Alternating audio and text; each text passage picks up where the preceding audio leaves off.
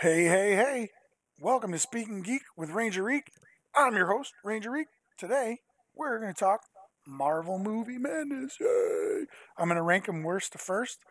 My guests are going to yell at me and throw stuff and tell me I'm wrong, which is fine because opinions are like buttholes.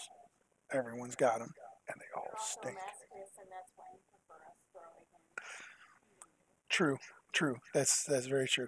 So, as always, we're joined by the Monolith. Hey, Monolith, how you doing? Hi, how's it going? It's going good. How's your week been so far? Yeah, easy come, easy go. That is better than normal. And joining us for the first time ever, we haven't decided on our on-air moniker yet, but we're gonna go with Darth Shear. Darth Shear. I'm gonna call her Dark Side Danny or you. But how Yeah. are you doing? I'm great. Thank you for Yes. having me. No, thanks for coming. This is a pleasure for all of us here at the show. She's in studio, guys. She's in studio, This is true. which is my living room. In PJs. In PJs, yes. Those were my demands. Yes, her rider was I need PJ and place to lay down. And All right, with come on. snacks. With snacks. Well, you provided the snacks. Well, because I was unsure and I didn't want to pressure you into providing I would provisions. I'd have gotten you whatever you wanted. Whatever you Yes. wanted. Except for like Well, the thing is, I wanted you to get hooked on the cold brew train. yes, So, mission accomplished. yes. This stuff, like I'm afraid to drink more. You really should. You really should I don't drink know if my more. heart can handle it. You I need to mean, get you were enough worried of about getting through this list. You drink more of that, we are going to get done in about 10 minutes. Yeah, that's what I say. Here we go. Ready? All right. Done. See you next week. Woohoo! That'd be cool if that's how you did your shows. If you like did Wait, compress an hour-long show into 10 minutes. are you telling me you don't like my show? I'm saying that'd be He's what's it giving called? a gentle nudge. A Hmm. thing. Mm-hmm. Like a person should have a thing. Hmm. You have one. This would be a different one. Mhm. Is this okay? Can I put my foot here? Yes, you can put your Oh, foot there. I mean, do you want me to? So that's my footrest over there. Do you need a pillow? No, I'm good. You want my dog's I just didn't cuddling want to with me. invade your space with my foot Oh, right by that's his all right. arm. I mean, I'm okay with. Feet don't scare me. All right. Well, so some feet scare me. Yeah. Mine. Mm-hmm. Well, actually, I gotta clip my toenails. Oh, they're not bad. Thank you.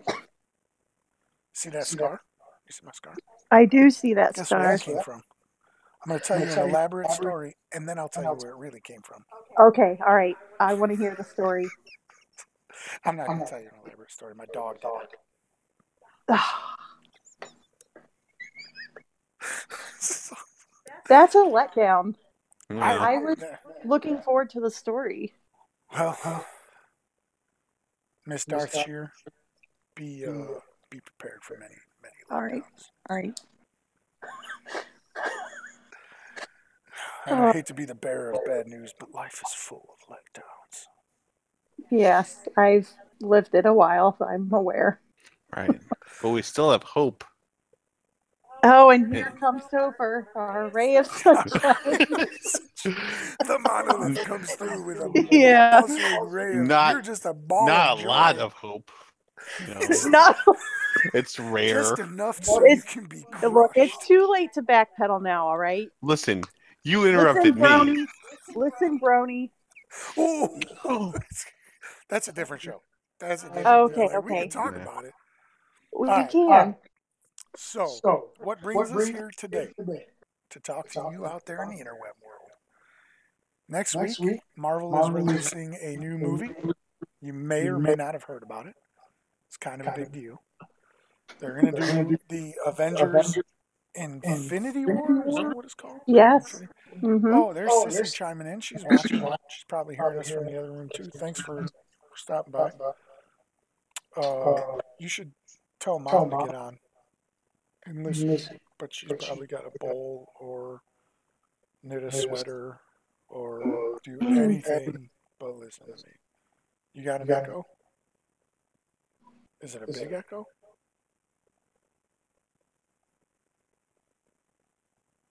Uh-oh. Yeah, you know what?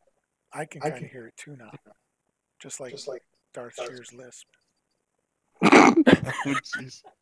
which I never noticed before, but now I can hear. I should never have said anything. No, I this is one of regret. those things that endear me to you now. I regret my decision. Is that regret or regret? Oh. Ooh, it's regret. No regrets, not even one letter. Hmm. Regrets? Did you ever see that in We're the Millers with No. Jennifer Aniston and Jason Sudeikis? There's a whole No. scene where a kid's like, he's like one of them white gangbanger kids, and he's got this Oh, yeah. tattoo across his chest that says "No regrets" with an A. Oh, yes. Oh, so I'm the one with the echo.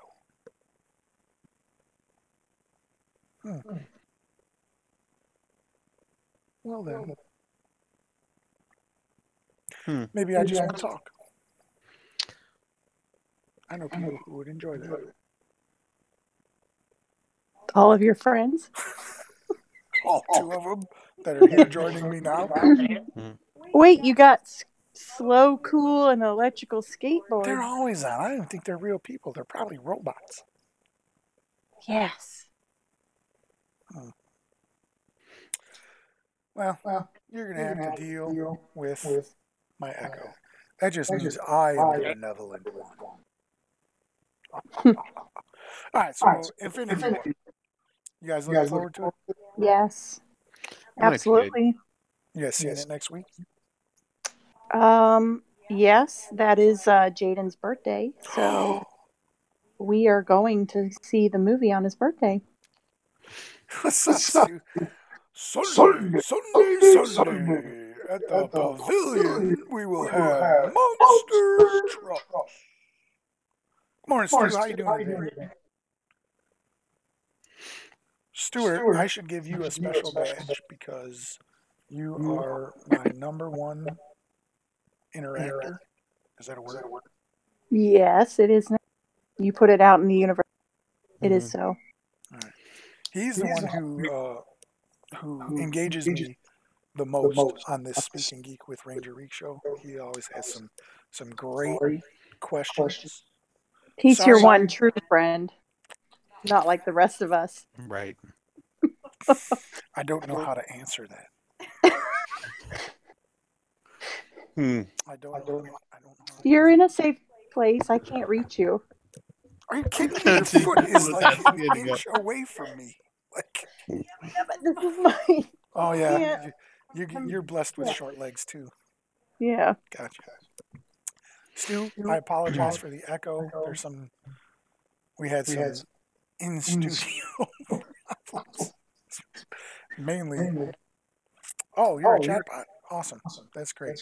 That's like you're like that's what I should name. This is like a home for chatbots, because apparently that's all that comes to watch. Where the chatbots can relax and yeah. Okay. This is like their break room. We'll go take 15 minutes and hang out and Speaking Geek with Ranger Reek. It's gonna be awesome. So yeah, I'm not going to see it next week. I'm not going to see Infinity War Infinity War, because I've gotten to the point where I go to these movies and there's just so many people, and it's hard for me to enjoy the movie, right? I mean, I'm glad there are people there like oohing and ahhing and gasping, but the first time I saw Avengers, right? There's that scene in Avengers where the Hulk picks up Loki and bashes him around, right? I saw the movie 3 more times after that, and that was on the third time is when I realized that the Hulk said "puny God." Really? Because everybody was laughing so loudly when they picked him up and started bashing him that I couldn't hear him say "puny God." So I didn't know it until like the third or fourth time that I saw it. I was like, "What?" I'm Aw. definitely. It's probably definitely me causing the echo. Darth Shear is on her phone, so maybe Okay. that's where it's coming from. But I, I'm sorry. I should have I can do. I should have checked out the audio stuff prior to 7:30 this morning. So, and she has Apple products, so I can't like throw her one of my headphones, Aw. which I would do, but because Would you throw them? yeah, Discord. Like at my face? No, I hope he would catch them. Like I don't want to. I mean, They're gonna go towards your face, but they might go towards but your you got face. good reflexes. Yeah, like I mean, they're We do now. We've been Hmm. drinking cold brew all night. reflexes are not a problem at this point. I am pretty sure I could like walk one of those tight ropes between the skyscrapers while juggling. Yes. That's why you could throw it at my face and also catch it. Because, like, Nothing goes over my yeah. head. I mean, I know it's I am much DC. We're too talking quick. about Marvel today, but you can be like, I would just like to point out that even though we are talking about Marvel movies, I am currently in my Nightwing DC t-shirt. I will not jump ship. But the Marvel movies are so much better than the DC movies. That's another show too. Mm-hmm. So yeah, I'm not gonna see Infinity War next week. you're going to wait till it comes out. I'm gonna see it in the movie theater, but I'm gonna give it like a week or two before I go to see it. I waited almost a month to see Black Panther, and that was a good move, I think. But yeah, so I know Chris Topher is going to see it next weekend with his brothers, right on Saturday. Yep. Oh, yeah. Saturday morning. And Darth Shear, you are going to see it with Jam, right? That's what I call him. Jam. Jam. Yeah. Yeah. Yummy. Jaden. Jaden for his birthday. That's awesome. Mm-hmm. So Yeah. he's going to be 9 next week. He'll be 9. That's Yep. wow. Where does the Mm-hmm. time go? Oh, I don't know. The It's time goes relative. fast. Actually, Here we go. finally goes to work. That's where it goes. Yeah. Yeah. Right. Work. They have purchased it, and there it goes. Aww. All right, so let's delve right into the Marvel Cinematic Universe. There have been 18 movies produced by the MCU.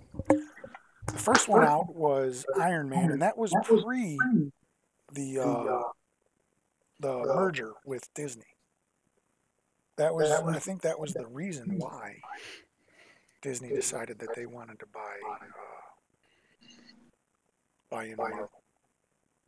I think that if we did a little bit more research, we could probably find it to be true.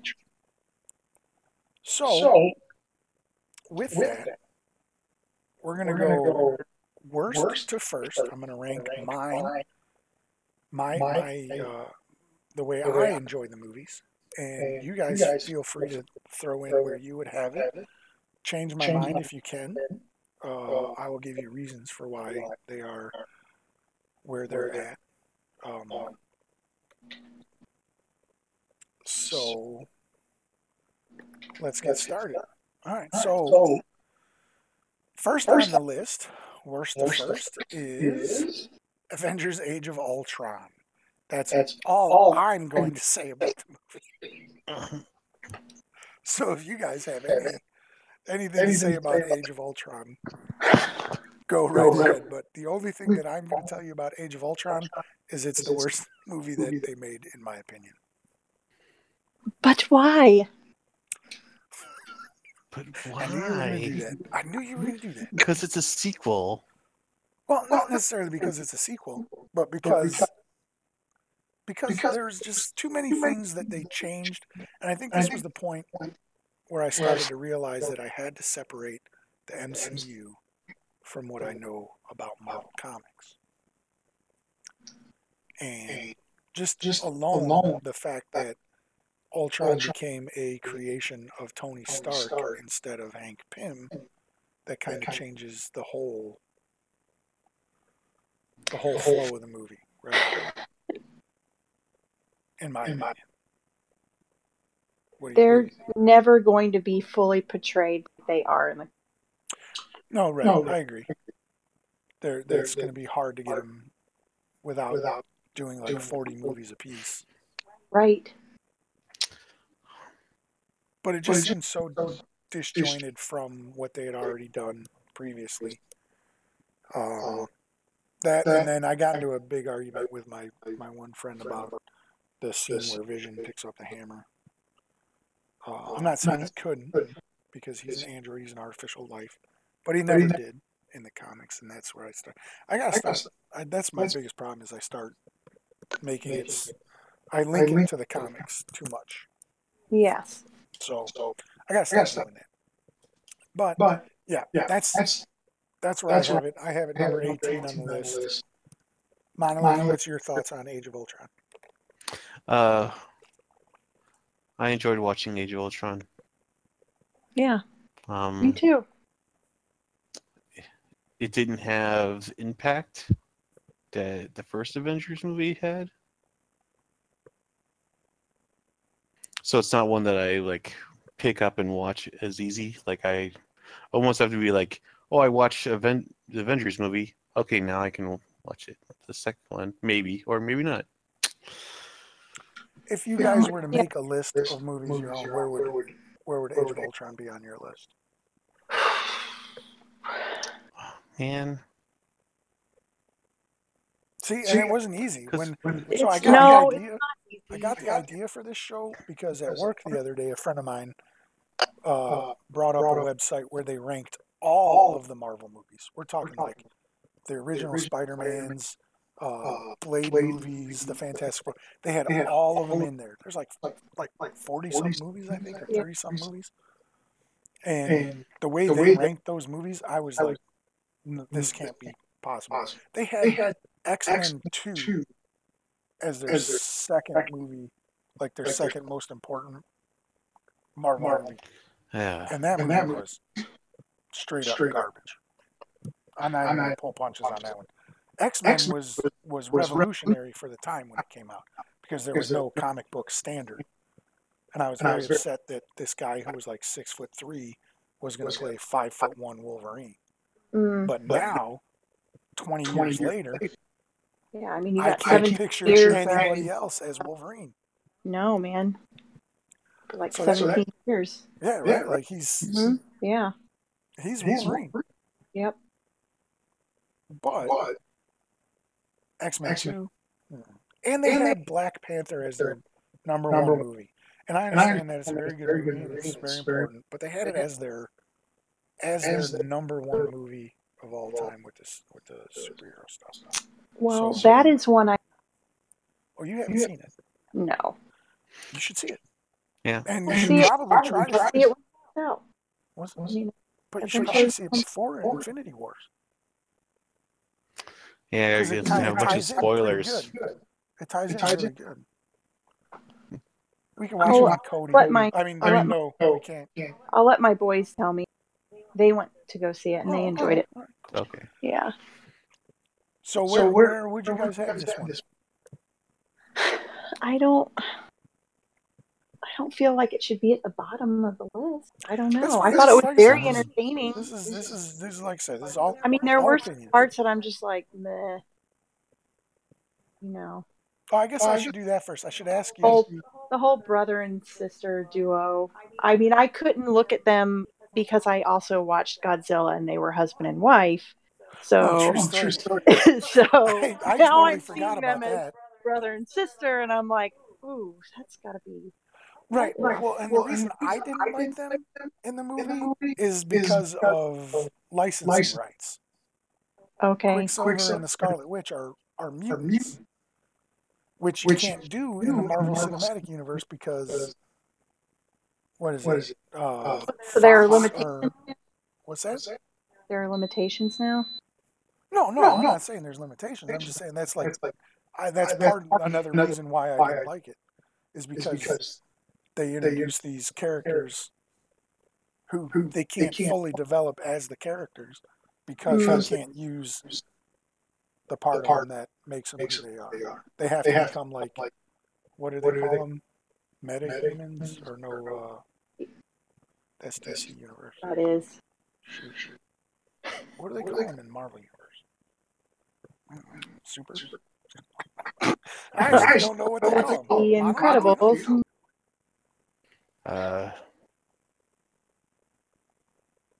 The Inhumans? I don't know. No, that's a whole nother group. Yeah. I don't know, but that's part of the reason why I didn't like it too, was because they have the Scarlet Witch and Quicksilver. I totally forgot that they were husband and wife in the Godzilla movie. Yeah. Yes. And now Which they're Godzilla movie? What's With that? their. I don't think I saw that Godzilla movie. Or I don't remember it. I enjoyed it. I wish I would have For seen what it. it was. Yeah, I wish I would have seen it in the movie theater. And I think it would have been a lot more enjoyable in the movie theater because of how big it is. Like Kong Skull Island. Yes. Like, wow. Yeah, that was great. We're going to have to talk about, we're going to devote a whole show to talking about King Kong and the upcoming movies there. So there we go, getting off topic. Yeah, we are. So, but before I go any farther, because this is my list, and I'm sure you guys are going to yell at me and tell me, no, it should be higher or lower or whatever. What is your least favorite Marvel movie?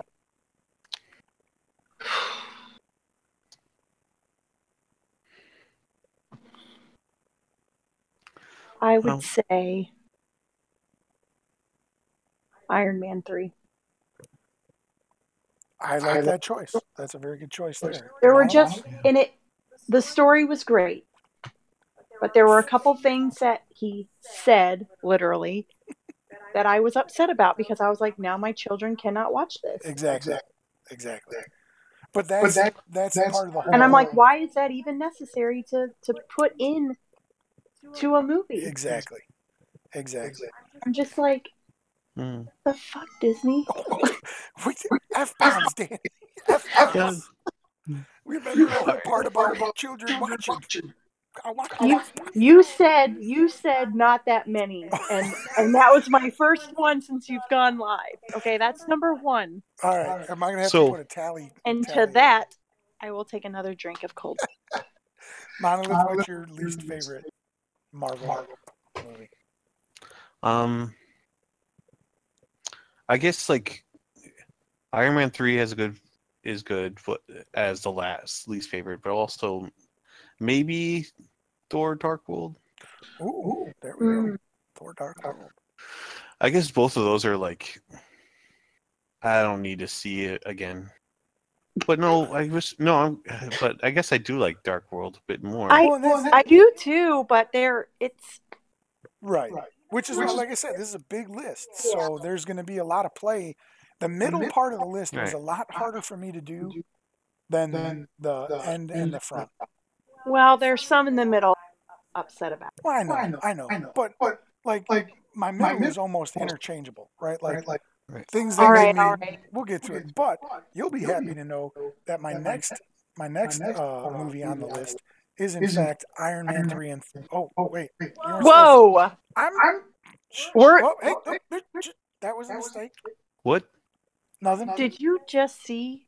No. Oh my lord! You didn't. What? Iron Man 3. That's what you saw. Yes. So we're just gonna skip over. I'm in agreement. We're gonna skip over. But my thing is, he said the P word. Yeah. All right. And now I'm like, I don't want my kids to hear that because they will repeat it. You know. Right. I don't want them to say that or have to have a conversation. Right. You know, like, why did you? And he said it to the little kid. Yes. Like, why do you? You know, now my kids are going to say that to their friends, and then their teachers are going to call me and say, Miss Shear, your boys are using inappropriate language at school. Yes, they are. What the F are you talking about? Because it's totally Tony Stark's fault that they're no, it is. Yes. I mean, I have so many problems with Tony Stark. Now I'm going to throw this out here because we talked about it before we went live. Yes. Iron Man is my mom's favorite. My mother loves Iron Man, but Yes. she only knows Iron Man from the movies, and this is where like I bring a lot of what I like or dislike to this list based on the things that I've read. Yes. So Iron Man 3, right, or Iron Man in general, they could not have gotten a more perfect casting Yes. than Robert Downey Jr. as Tony Stark. Right. It was, I mean, it was, that was the reason. Casting Robert Downey Jr. in that first Iron Man movie was the reason we have 18 Marvel movies, right? Like, Mm-hmm. Black Panther is probably going to win some awards this year. Sure. And is it the first Marvel movie that deserves awards? I don't think so, but it's going to be the first one that wins it, and that's awesome.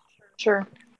I hate Iron Man. I do not like him at all, and it's solely based on the stuff that I know from reading the comics.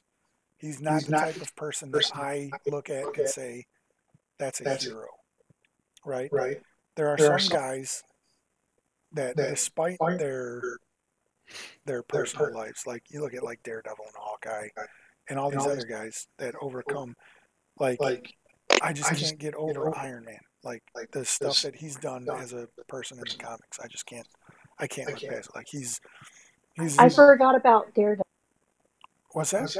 I forgot about Daredevil. If it was a show, like if I throw the shows into this list, Yes. my whole top end is going to be just thrown out. Like if we throw the shows in, we'll put the only thing worse than Avengers: Age of Ultron was the Inhumans TV show, which I still liked. I enjoyed it, but it was not good. So with Then we that, have to throw in like the X-Men and Fantastic Four, and then well, yeah, I mean, like we could do that too. At one point or another, we could go and say, let's do all of the video media of Marvel and throw everything in there. and then throw in Because the like we had this talk cartoons. the other day, right? Like Blade, I enjoyed it. It wasn't a great movie, but it was leaps and bounds better than any of the Fantastic Four movies. Yes. So, and then Spider-Man 3. Yeah. I've never seen it. You've never seen it? Oh, I've never seen Spider-Man 3. I look at the cover and I put it back down. Well, and then when you do see it, if you ever see it, you can see Tobey Maguire throughout the whole movie. You can tell he does not want to be there. He does not want to do that movie. Because of what happened between them. Yeah. So, I mean, he was contractually obligated to do that movie, and it was painfully obvious throughout the whole movie. So yeah, which was also kind of a true. That was probably the best part. The best part of that movie, you're right. The best part of Spider-Man 3 was the fact that Tobey Maguire didn't is in want to pain do it, and you can because see of the personal drama. That's totally true. That's a good point. That's a very, very good point. Miles, what do you think about Iron Man 3? It's just, to me, I have no issues with him cursing at a kid. So to me, the big thing is like how it ended. Like, yeah, let's not even talk about that. I mean, we got to now. The ending is so horrible. I mean, I enjoyed a lot of it. Mm-hmm. Like him without a suit and like him with his using his mind in order to solve problems and what he has available to him. He got him. electrical longboard and electrical skateboard. Oh, wow. Wonder if they're the same people. But it's just like just how it ended. The way it ended, sort of like trying to wrap it up. Right. Yeah. That really. I took don't me out know. of it. I feel like it was darker than it. And look, I love dark things, but I didn't feel like it was. Whoa, that's an interesting look on your What? face. Well, I was agreeing with you. I was like, yes, you do like dark things. Yes, I agree. well, you, But I didn't know felt how like you it was saw a my little- face from over there. Yeah. I was like, I feel like it was unnecessary.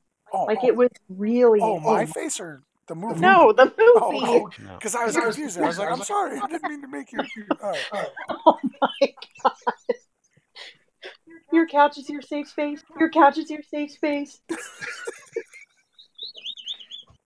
But yeah, a lot of what went down in Iron Man 3 was It was a unnecessary. little unnecessary. Right. And then the whole like Pepper Potts getting like superpowers, that was That was, goofy. yeah.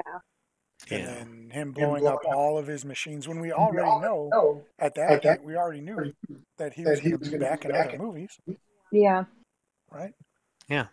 Maybe it was a way for him to process through Right, maybe. before. Maybe. And now Yeah. he doesn't have the arc reactor, right? Yes. Right? Like they took the shrapnel from Yes. his heart, Yeah.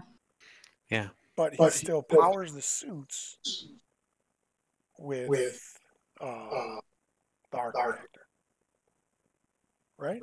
I think Right. so. But he just doesn't need it to power himself anymore. So yeah, I guess that was Yes. all right. All right. So I'm going to move on, and this is probably going to be the first time that Darth Shear Oh God. supremely disagrees with me. And I just want to preface this with there's 18 movies for me to choose from. I know, but okay. So my next on the list is Thor Ragnarok. Ugh. Thor Ragnarok is your. I Now, you enjoyed remember it. this. I know. You got to remember, this is opinion poll. This is Mhm. where I list them in the manner that I enjoy them. And now, Thor Ragnarok, I enjoyed the movie. Like, the only movie on this list so far that I didn't really find any enjoyment in is Ultron. I even found a little bit about Iron Man 3 that I liked. Like, Sure. there was Yeah. some good It's stuff. entertaining. Right. They're all entertaining. I will give them all that. I won't. Because I like. Monolith, were you there when we watched it at the movie theater? Thor Ragnarok? No, Ultron. Yes. When we saw it at the drive-in, right? Yes. Like, we saw it at the drive-in, and the first movie was that With what's his name? George Clooney one where they Yeah. went the Disney thing, where they Yeah. went to the different Oh, realm. See, Not a Wrinkle in Time. no, That's yeah, It's Tomorrow World or something like Tomorrowland. that. Tomorrowland, Tomorrow. yeah. Yeah. So that arguably was a horrible movie. Yes. So they did a double feature, Tomorrowland, and then Ultron. So you had a double feature of horrible movies, And in your opinion. Yes, and I liked Tomorrowland leaps and bounds more than I liked Ultron. Oh my God, it's hard to hear. Yeah. Now it's. I need to eat another piece of chocolate. Oh wait, come back! I'm hitting things and I'm not supposed to be hitting things. But that one. See, this is where we can move it. Look, Thor Ragnarok was extremely entertaining. You liked it. You didn't like it as much as Thor. What? You liked Thor, the original Thor, more than Thor Ragnarok. Yes, I did. And it was just. I like what they did. I don't know why. I really like what they did. I liked the storyline. Like, I liked what they were trying to do and how they, got Thor, was fighting in the arena and stuff like that. They had kind of a Planet Hulk feel to it, which was really, really cool. I just think they tried to make him almost too dumb. You know what I mean? Like he was funny. In the other movies, he was funny. But in this one, it was almost like he was just dumb. Thor? Yeah. Hmm. Well, to me, it seemed like he was the most competent. Like He's he was not dumber than the other. dumb. He's disconnected. Well, yeah, no, Yeah. that's one of the He's things that they just did. disconnected. Right. But he seemed confident and in charge Yeah. to me. Like he was at a Maybe towards the disadvantage end. in getting beaten up. Maybe towards the end of the movie, he was. No, to me he was always like, even like when he's in the chair and he's making a joke about him like being Sparkles. Yes. That's him being. He was still strong to me. I don't know. Yeah. Like, I think the end of the movie finished really strongly. Like, at the end of the movie, I was like, all right, that's the Thor I know and love. Yeah. But leading up to that point, I wasn't really convinced. Do you feel like this is I feel like how they constructed this movie, it is a trend with Disney, because it's not just here, and I hate to get off topic, but the recent Star Wars film, Yeah, exactly. they're moving into that. There's that parallel. comedic You can see realm. you can totally see the handprint of Disney Mhm. on Thor Ragnarok and on the Star Wars movies. Like, I enjoyed The Last Jedi. I Sure. enjoyed Star Wars, and I'm going to enjoy Han Solo, even though I'm going on the record as saying it's probably going to be the worst Star Wars movie ever made. We'll see. Because I don't count the prequels. I don't Sure. count the prequels. But other ones that are out, Yeah. I don't think it's going to be as good as Rogue One. Well, that one was freaking. I get angry when people tell me that Rogue One wasn't good. Oh, Like, I get physically angry. Usually, what I hear though is they liked Rogue One more than all the other ones. Right. No, and I hear Well, that too, and I could it see really that. put things into perspective, is what that movie did. Right. It totally sets up why Star Wars happened. And it made everything so much. It made the New Hope better. Yeah. Well, and that was the thing that I know you're a big Darth Vader fan. Right? I am. Like, and I like Darth Vader, but I could never, growing up, I could never understand why this guy was so feared. Right? Like, I was like, this guy's just a dude in a black suit, and he was very intimidating looking. And there were a couple moments throughout the first couple movies, like when he chokes the guy through the video screen. Yes. That was pretty powerful. Yes. But like the rest of the time, I'm like, okay, he's Darth Vader. I know. But I then know. that last scene in Rogue One, Yes. where he's just mowing down guys, you're like, When I saw that 27 seconds of Darth Vader, I screamed. I said, "Yes, this is what I've been waiting for my whole life." yes, that's what I'm saying. Like that last bit of the movie where he's just mowing down guys, and just help us. like that, just And you're like, rewrote. you're like, Leia, you better run.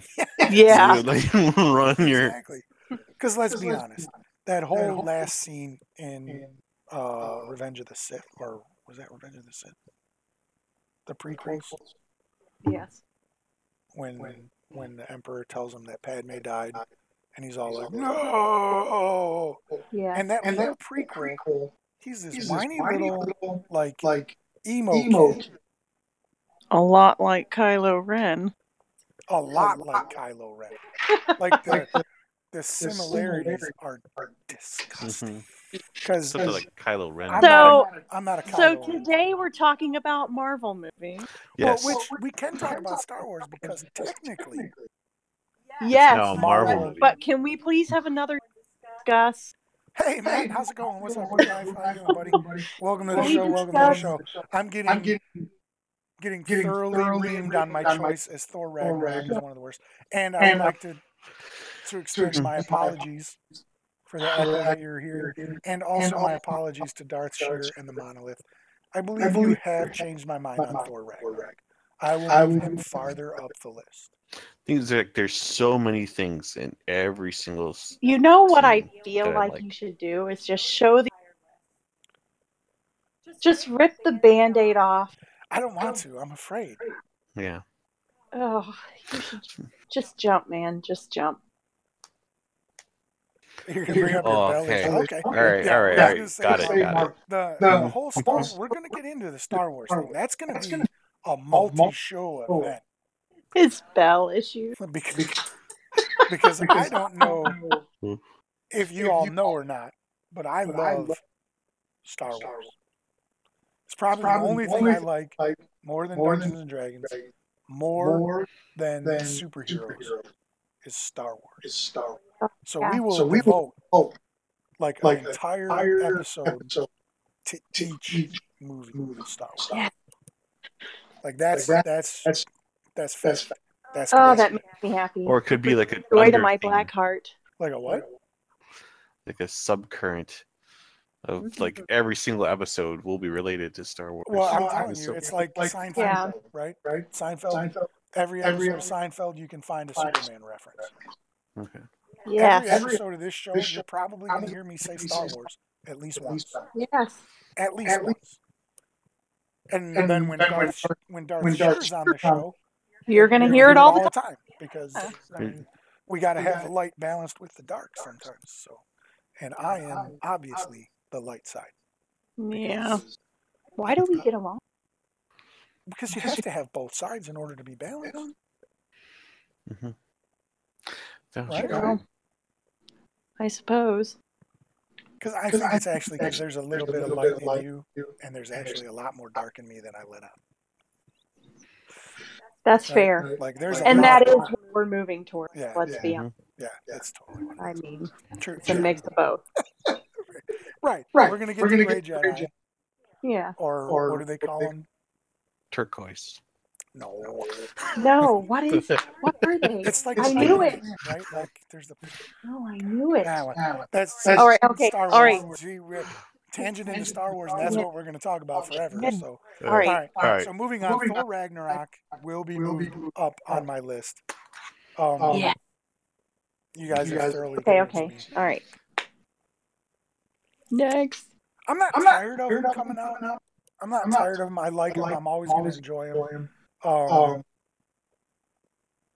But there is sort of a like I don't want them to be like the zombie movies. You remember ninja movies in the '80s oversaturated with ninja movies. Yeah. 90s and like up until like 2000, zombies like started permeating everywhere. Walking Dead now, but like the Day of the Dead, all the zombies started permeating, and that's what I'm afraid is going to happen. But the good thing about it is there's rich stories to be told in the super universe. Right. Like, they don't just need to stick with their mainline Marvel stuff, which is why I'm glad they're going with Captain Marvel and like the Guardians of the Galaxy. I knew nothing about the Guardians of the Galaxy until I saw the first movie. Right. I didn't Everything either. I knew was tertiary stuff. Like Yeah. they popped up here and there and other things, and I was like, oh, that's cool. And then they came out with the movie, and I was like, wow, I wanted to learn more about it. Right. And then like Black Panther, I knew about Black Panther. I knew what he was all about. I knew the things about him, but I didn't really want to know more about him until the movie came out. Thor was kind of the same thing, which is why the first Thor is higher up on my list. Yeah, like, I mean, I had no clue.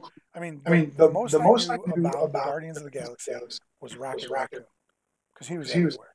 Yes. He was everywhere. White Wolf, right? White Wolf, which they referenced in the movie, which I don't agree with. We'll get into that too when we get to Black Panther. But so next on the list, Thor Ragnarok. Good job, guys. You convinced me to move it up on the list. I don't know how far up on the list, but until we find a spot, we'll go.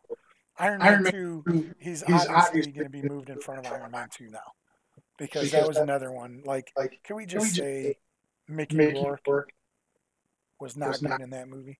Well, I don't know how I feel about that. What do you mean? You don't know how I thought it was pretty entertaining.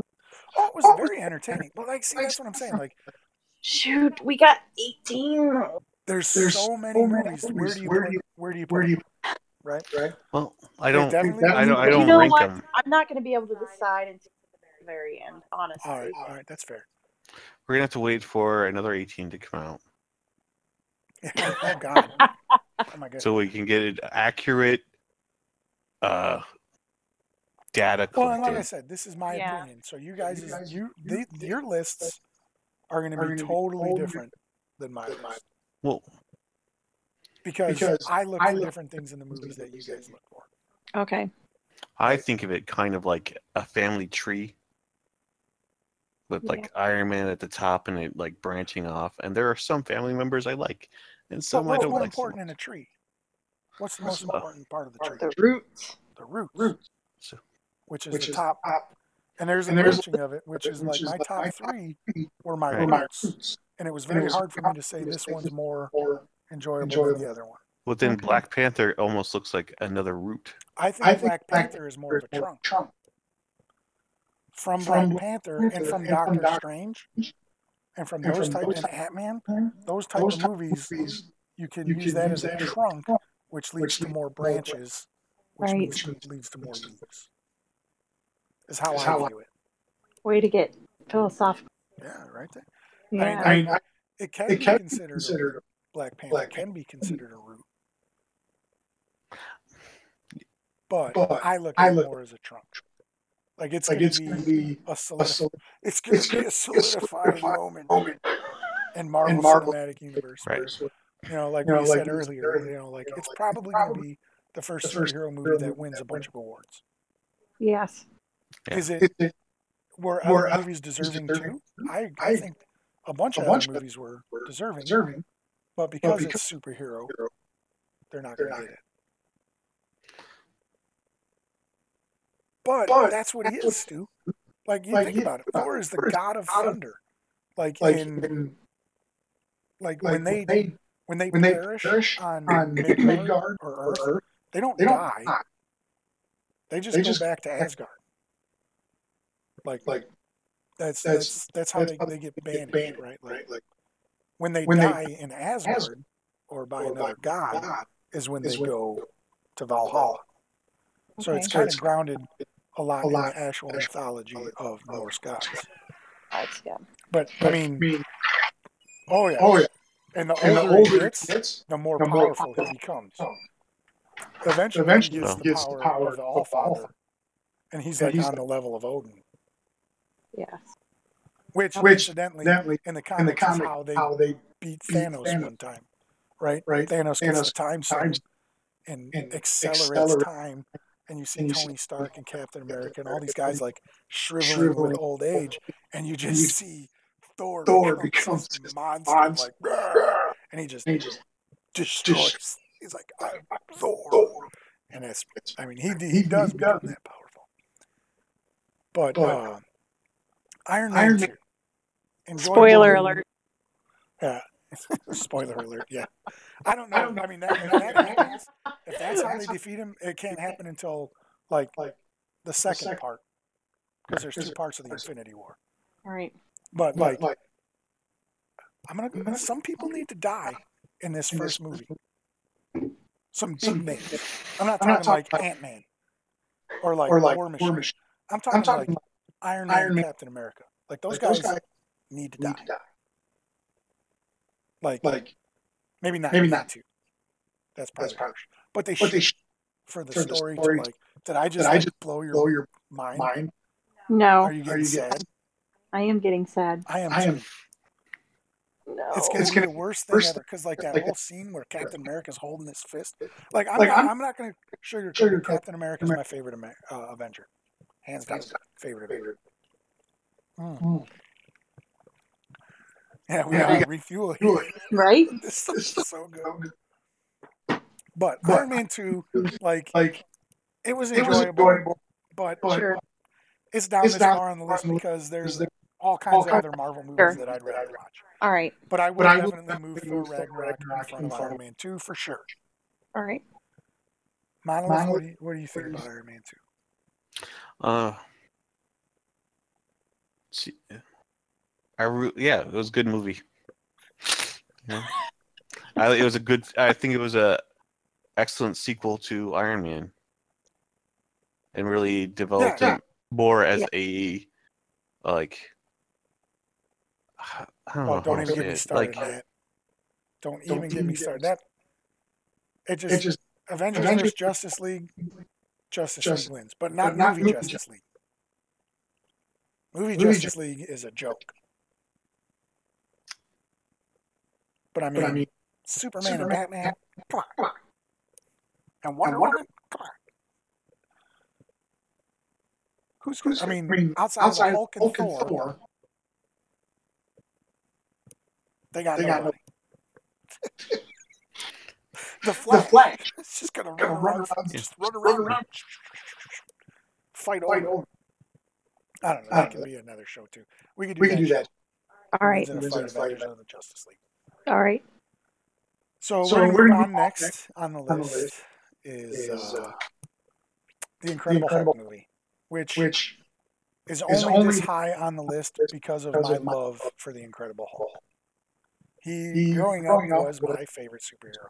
Like, I liked him more than I liked Batman, liked him more than I liked Nightwing. Yeah. And more than I liked Captain. That would be amazing. A Super Friends movie? You'd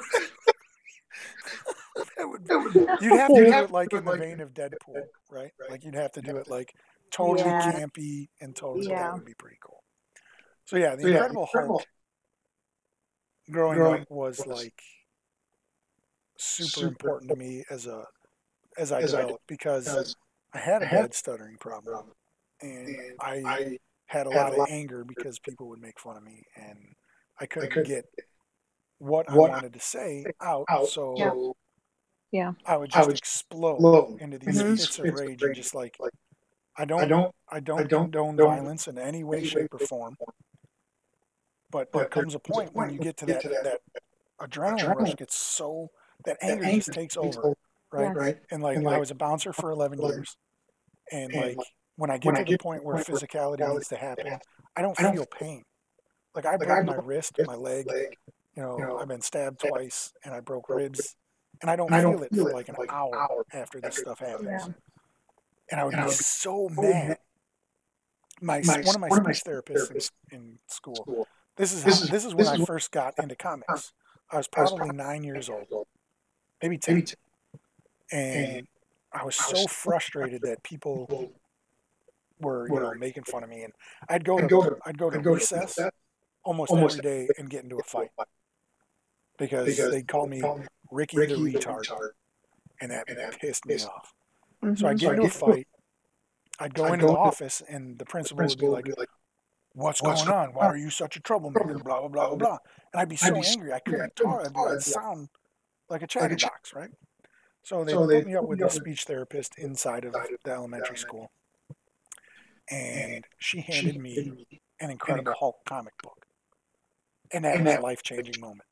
I was like, holy cow, this guy, Bruce Banner, is super smart, super intelligent, like I was. I mean, I'm not saying I'm as smart as Bruce Banner. I am not Bruce Banner intelligent. You're pretty smart. I'm pretty smart. Thank you. Pretty smart, right? But that was life-changing. I saw this guy who was like this really peaceful guy who just, when he got angry, that was it. Yeah. So that's how the Incredible Hulk in the movie land universe has been done horrible injustice. Like that first Hulk movie with Eric Bana. Like, I thought Eric Bana portrayed Bruce Banner really well. The Hulk looked really cartoony. Yeah. I wasn't. And then when you go to this movie, the Incredible Hulk in this movie was amazing. Yes. But then Ed Norton, who I love as an actor, yes, I do too. He was not believable. No. Mark Ruffalo, on the other hand, he's Bruce Banner. Yes. Yeah, he's totally Bruce Banner. Yep. So that's why Incredible Hulk gets this high. Because it has some deeper meaning. Thanks. I totally thank you very much. I take that as a compliment. I take it as a compliment. And I was telling you this earlier. The person in our household that loves the Incredible Hulk is my 2-year-old daughter, Evelyn, who runs around growling and beating up her brothers. I love it. I absolutely love it. That's great. I support it. I would like to also apologize again for the echo. I'm not tech savvy. I don't know how to figure it out. We're gonna fight through it this time, and then next time we'll get it figured out. So I apologize again for that. Hey, Selfana, how's it going? Welcome to the show. Thanks for stopping by again. We're 5 movies into my list, and Thor Ragnarok has already been moved up in front of Iron Man 2 and in front of The Incredible Hulk. I'll say it's better than Incredible Hulk. Monolith, jump in. I know we're in our own little world over here, and I apologize. Just jump in whenever you got something to say. No. That would be jumping. Oh, I thought you did like a karate. Backflip? No. No, I'm using headphones. The problem is, like, I have headphones. Danny doesn't have headphones, but she's using I will her next phone. time. We'll get all set up. No, I like don't our have. I have professionals. Twitch open, but I have it muted. I have Twitch muted. So yeah, the next time we'll be better prepared. She likes Apple products apparently, so I might give her one of It's my. the devil. It is the devil. That's why I like it.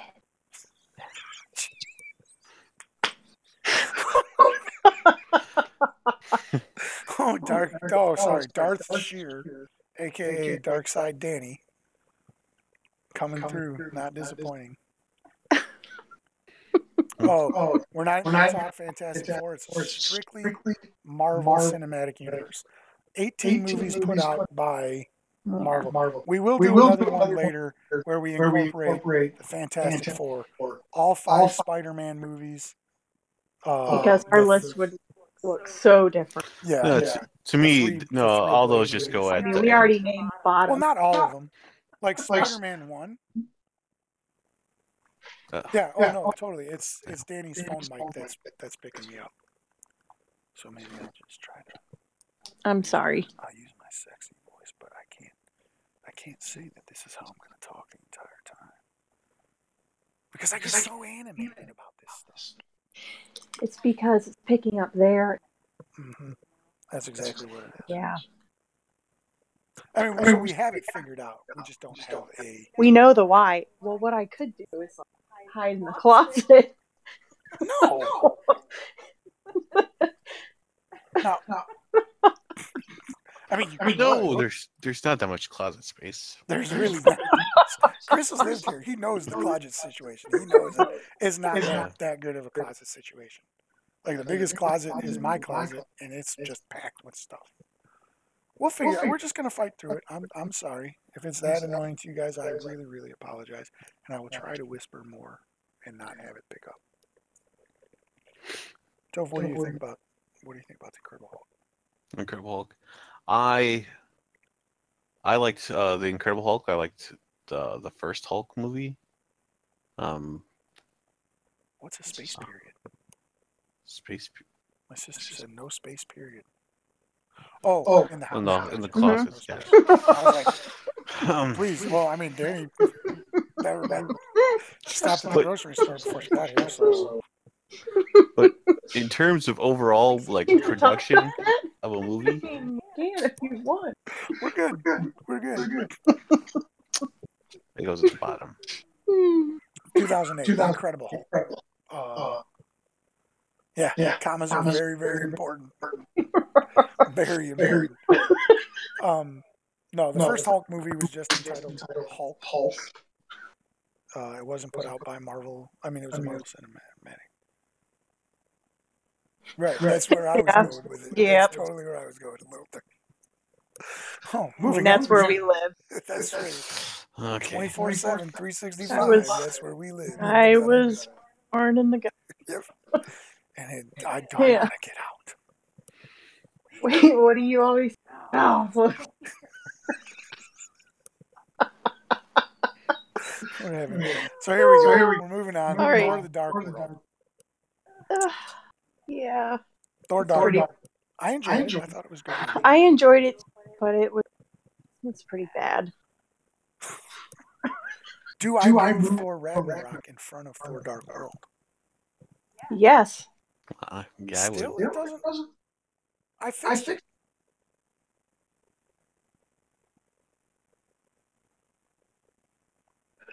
What the heck? I fixed it the other day. Oh, I didn't fix it on Nightbot. Shoot. All right. Yep. Facebook work doesn't work. I didn't fix it on Nightbot. Hang on. Let me see if I can do that. No, it's not your computer, Stu. I didn't fix it on Nightbot. And see, Nightbot comes up. We're gonna move that out of the way so you guys don't see that. Blah blah blah. Is that commands?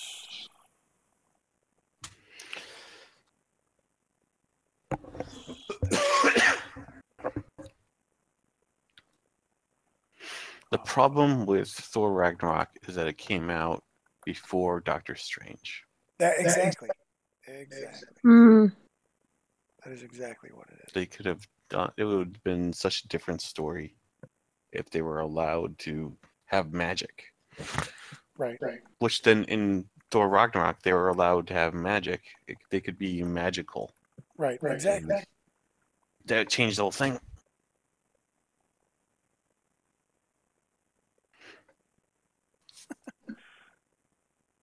All right. I think I switched it.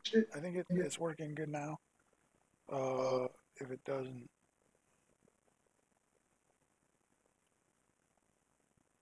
Yeah, it's gonna have to update, but I changed it, and we'll see where we go from there. Yeah, Thor: Dark World. Like that's the biggest problem is if Doctor Strange would have come out prior to Thor, then they could have actually like one of my biggest problems with all of the Thors, and I have the original Thor. I have higher up on my list than it probably should. But was the fact that they were just like an alien race. They took that whole godlike mythology away from the movies, right? There's no magic, there's no fantastical. But then getting onto the Doctor Strange thing, one of the things that makes me so mad about that movie is the fact that they take the Eye of Agamotto and make it an Infinity Stone. Like that just makes me so mad. But we'll get into that a little bit more.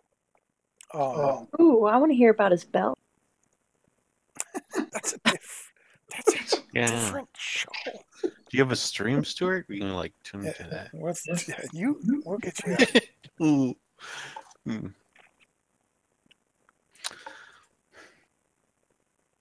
But see, that's why that movie, out of all of them, you needed to see how Doctor Strange became Doctor Strange. Like all of these other superheroes, we don't need origin stories for Captain America. We don't need origin stories for Iron Man. We don't need origin stories for Spider-Man. No. Fantastic Four. We know. No? We don't know. I don't know. Yeah. I need an origin. For all of the characters? I'm talking like the big guys, right? I'm talking like the big guys. All right, I need it for okay, yeah, I guess I could see a Captain America origin story. That's very important to actually his character development. Yeah. And they did Iron Man. They did the origin of Iron Man really well because it wasn't 45 minutes into the movie. It was like the first 20 minutes, and that was it. Yeah.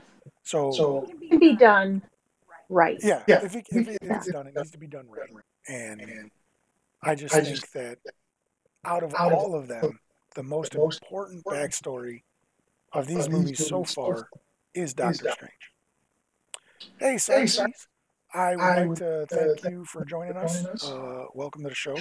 I apologize really, really profusely for the echo that you hear. We're working on audio problems, but thanks for joining us. We're doing 18 Marvel movies that we have that I'm going to rank from worst to first that I like. Thor Ragnarok. This is my least favorites to my most favorites. Thor Ragnarok, I've been thoroughly convinced, is in the wrong position by my guests, so that is moving down the list. But yeah, we could talk about Doctor Strange's backstories and like which one? Which one's a chick flick on steroids? The Expendables? Or Well, if that's the new definition of chick flick, count me in. But yeah, there needs to be more than just senseless. Like, action movies are very important to superheroes, but what's even more important is the integration of action with character development, Hmm. right? Like the whole relationship between Tony Stark and Steve Rogers. Well, like, I mean, think about it for a second, right? Like, we all knew, not all of us, I apologize for using that as a generalization. I do. I apologize. Because I forget a lot of the times that not everybody delves as deeply into the geek culture on certain things that I do. Yeah. And I'll throw it out there and be like, yeah, everybody knows. But you're right, not everybody knows. Because my mom doesn't. My mom just Yeah. knows everything about the movies. And I only know what Well, and yeah, so we tell have me. monolith tell you. Right, exactly. So, like, when that movie comes out, when the Captain America movie comes out, and when Iron Man comes out, the end result has to be Civil War. Yeah. It has to be.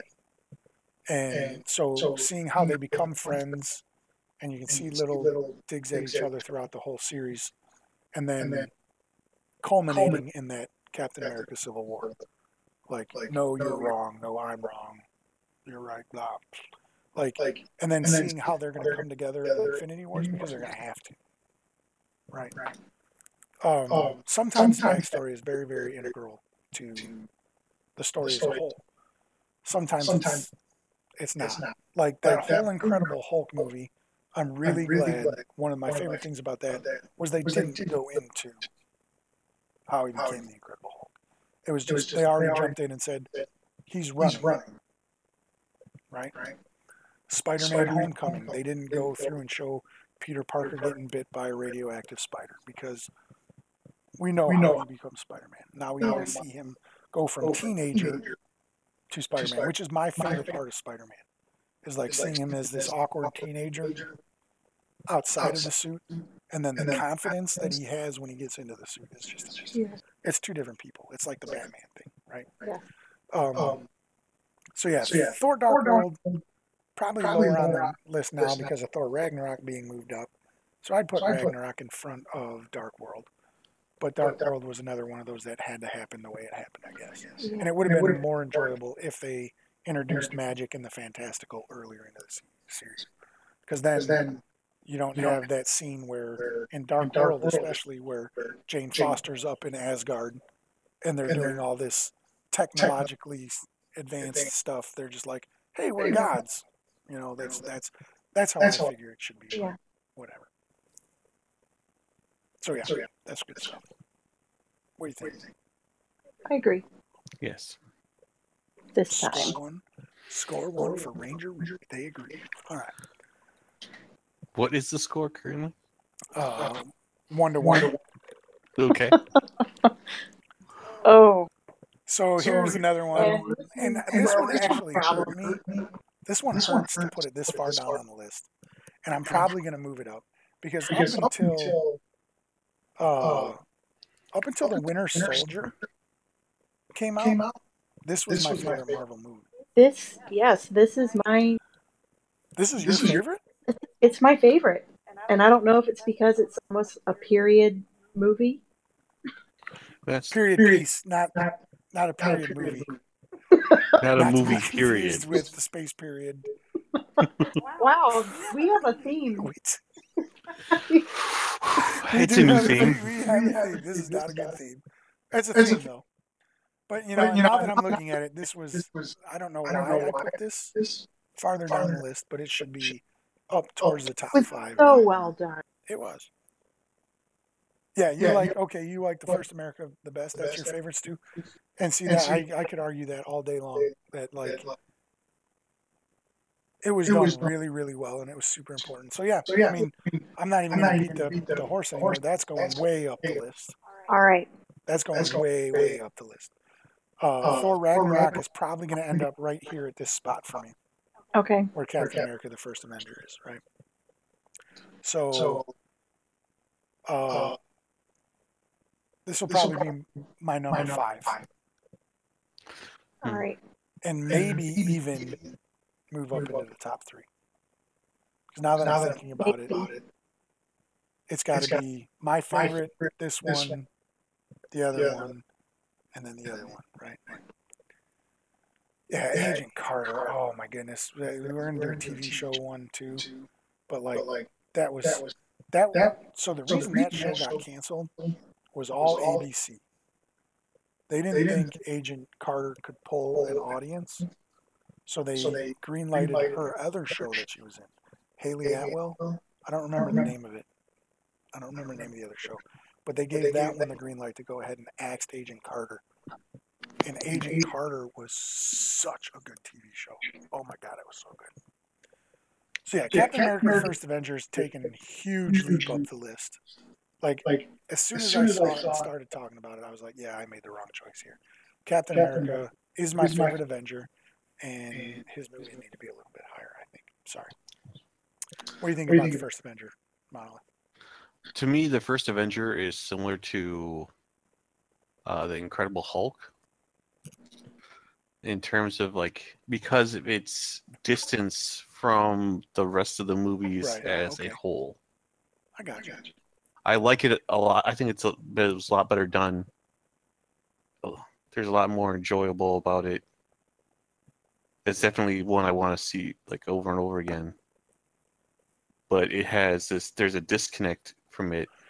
Well, it's not, which is purposeful. Why is it a disconnect? No, it happened because it takes place separate from the universe. Right, and like I think I'm kind of in agreement with you saying like with the Incredible Hulk, those two movies, the Incredible Hulk and First Avenger, you could almost remove completely from this list.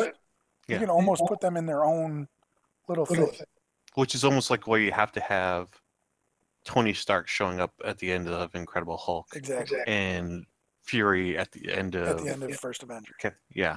In order to include them. Otherwise, they can exist separate. So that's a very good point. That makes a lot of sense too. So I've arranged them not in chronological order, but as if you can imagine them as DVDs on a table. The ones closer to me are the ones I like more, and the ones further out. Judge Dredd to a point, Stuart. He reminds you of Judge Dredd to a certain point, because then they become nothing alike. Like yes, Judge Dredd has this moral, ethical belief, but then he's also got this. I am the law. Yeah, he also burns people alive. He burns people alive and he shoots them down in the middle of the street. Like that's where the similarities stop.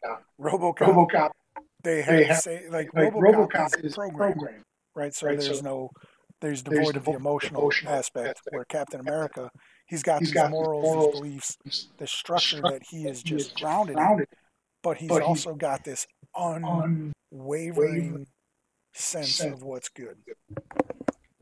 Right? Ooh. I need to meet Stuart. You have met Stuart, haven't you? You come to the game shop and played with us? I don't know if I have. Did we go to the outdoor movie thing? Nope. Did you come when we watched Princess Bride outside? No. There you go. Yeah, you need to meet Stuart. Yeah, you need to meet Stuart. Stuart's a good guy. We play on Tuesday nights. We should come and play Dungeons every Dragons Tuesday. on Tuesday nights. All right. Oh, and then Wednesdays too. Yes, that is starting this week. Wednesday night. I talked to somebody who was interested. Oh, good. Marcus and Sam will not be joining us on Wednesdays because they have their own game that they play. Will you be there on Tuesdays? Yeah, he didn't come last Tuesday. We all are, Stu. We all are old and crap, buddy. We're all old and crap. Yeah. You're not that much older than me. A couple years. Danny's a baby. A baby? Yeah. No. Is Topher older than you? I think I'm older than Topher. I don't think you are. I will be 38 this year. You are older than Topher. Yeah. Ooh. I'm the baby. You're the baby. Okay, that's cool. So you're the middle child. That makes sense. Yes, that all makes sense. But Yeah, I'm it putting does. together so pieces here's the together. thing, though, right? Like, does the middle child actually get middle child syndrome when it's the only girl in the family? I don't think so. I don't think you could distinguish. Like, Because there's I've the seen girls. You see, like the girl there's a certain versus. Never there's a mind. certain thing that Well, happens. I mean, if there it, are overlaps. That was what I'm saying between a middle child. Never mind. That was a joke. Like if It it's didn't all go. girls, oh, ha ha ha ha! I Oh, you're so apologize. funny. I apologize. that was Okay, cool. I'll log off in a bit. Yeah, 29, right? Yeah, Andrea's yeah. 29 Mm. again. All right, so Captain America goes a little bit higher up the lane. Here comes Doctor Strange into the list, Okay. which this middle part of the list gets really hard to do because Yeah. there's so many that are really enjoyable that aren't like they don't stand out more. Like so, I'm already moving Captain America, the First Avenger, way up the list. Thor Ragnarok and Doctor Strange are going to occupy this spot, like right here. They're going to be interchangeable, and I don't think there's going to be a whole lot of people that can convince me otherwise. But All right. Doctor Strange was really important to the movie universe as a whole. It was done really well. Benedict Cumberbatch was awesome as Stephen Strange. Yep. That was a great scene. That's one of my favorite things about all of the Marvel movies. Like I go through and I look, and I don't think there's really a bad casting. I don't either. Except for the Incredible Hulk. You're right. Edward Norton as Bruce Banner Oh, is the well, only one. right. But I mean, Yeah. Christopher Hemsworth, is that his name? Hemsworth? Helmsworth. Yes. Right? Perfect Thor. Mm-hmm. So when I heard that Christopher Evans was going to be Captain America, I was livid. I was so mad.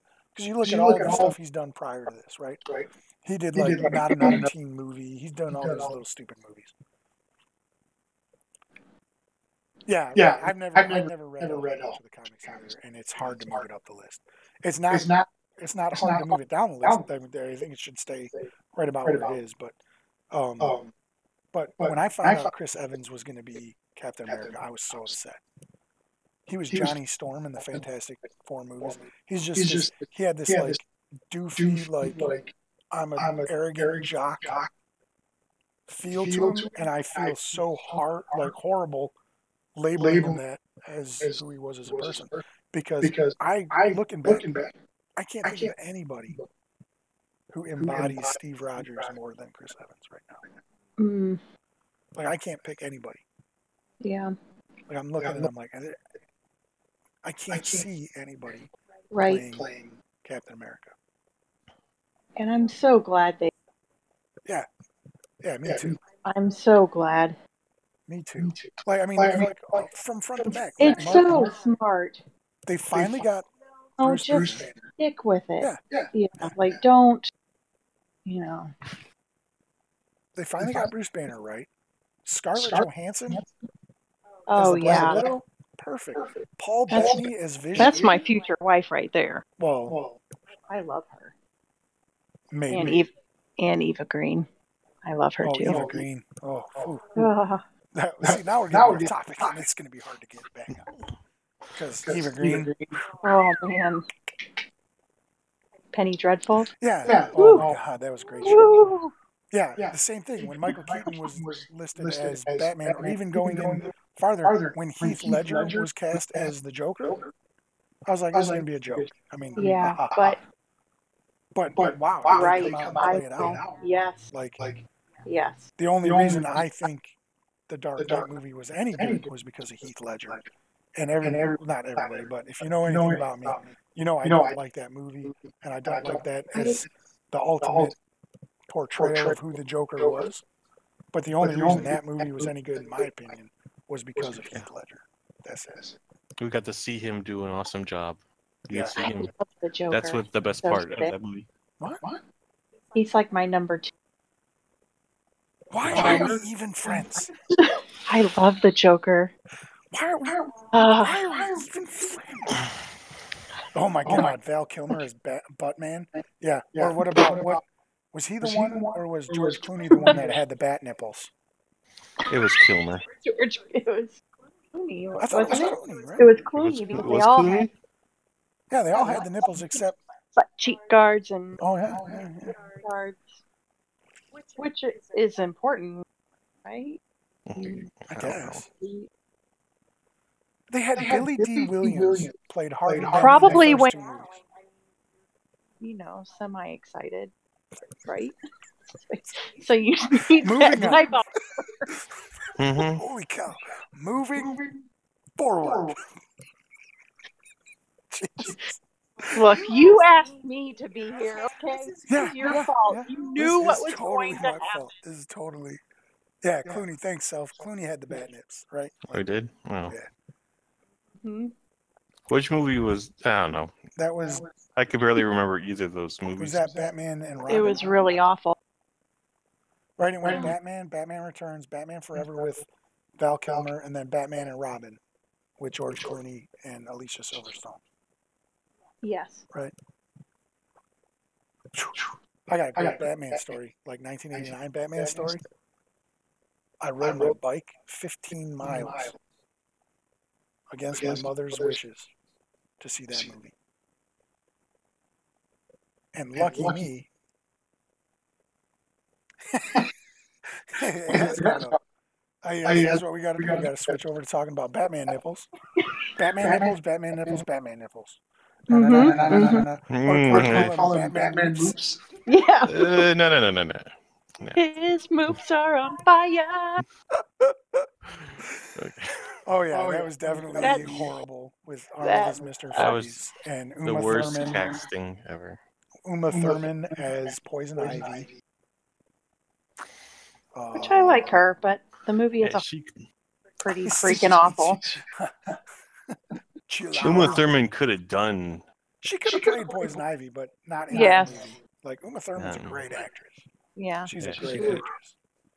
And I think that's the draw for Batman movies, right? It's not so much about Batman or Bruce Wayne. It's about who you get to play the villains. Right. That's what it's supposed to be about. Like, oh my God. That Dark Knight, was it Rise? Dark Knight Rises? Or how? I don't know, the third one. What was it called? Yeah, I don't know. I didn't see it. With Bane. You didn't like? Oh, You liked Okay. that movie? I did. Oh my No, goodness. I can't even I see think it. this might be the end of my friendship with you. No, it isn't. You're always going to come back for more. You're right. I am. All right. You're right. If we Brian, just stick to we'll My have- Little Pony, we'll be fine. Yes. Yes. We're going to Yep. have to do a whole nother show also about the Batman movies now. Because I'm going to have to convince you that that movie was garbage. I'm going to have to. I can't rest until I convince you that it was not. Well, the biggest flaw with the Doctor Strange movie that keeps it this low on the list is not really that there's a flaw with the movie, but there was nothing that really stood out. Had it been released earlier in their list, like in their way that they, in the chronological order, it might be higher on the list because it would have shaped so much more of the universe. Like, you'd be able to do the whole Thor magical stuff in the Fantastical. But it was a solid movie. Casting was great, front to back. Written really well, acted well. They did the origin of Stephen Strange great. Mm-hmm. It just doesn't stand out any more than all the other movies. So it's like when Infinity War comes out, and if that informs a bit on the Strange movie, that where its ranking could go up or down. Exactly. Sure. Exactly. And that's a good point to make. Like with the Infinity War, like a lot of these tie-ins that they have with these movies could make things a little bit more clear. Right? Like I've always been waiting. I'm always waiting for something to make me like Age of Ultron more than I do. I'm always waiting for a next movie to be like, that makes sense now. Well, no. Well, like I'm having like an battle. Like maybe that may be right about Age of Ultron. Holy cow. I don't know. Maybe you're saying these things. I don't know. Maybe it does feel a bit rushed. Like they had to just All right. cram some All shit right. together to get it out there. Right, and that's what it felt. That's Like, what it was we really. need to hurry up and do this thing and intertwine all the Right.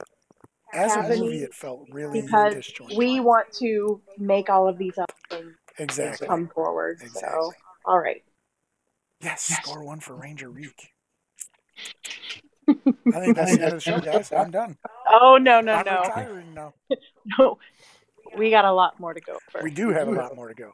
So Doctor Strange is going to sit pretty solidly right here until something for now makes him move. Next up is the Black Panther movie. And this is where I got a lot of flack talking about this during the week. It was a good movie. Cast really solidly. The only casting that I didn't like was Michael B. Jordan as Warmonger. Is that was his name? Killmonger. Killmonger. Thank you.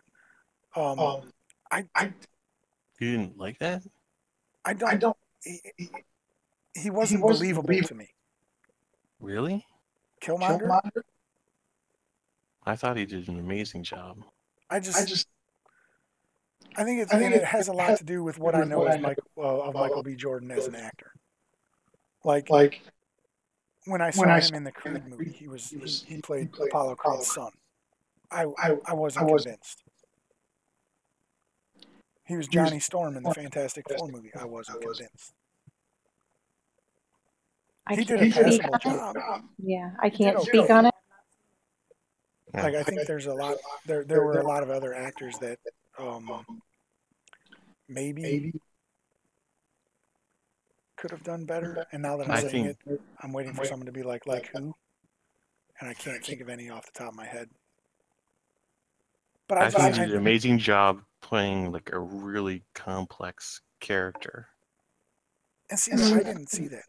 Like I didn't think there was any layers to him at all. No, I didn't think so.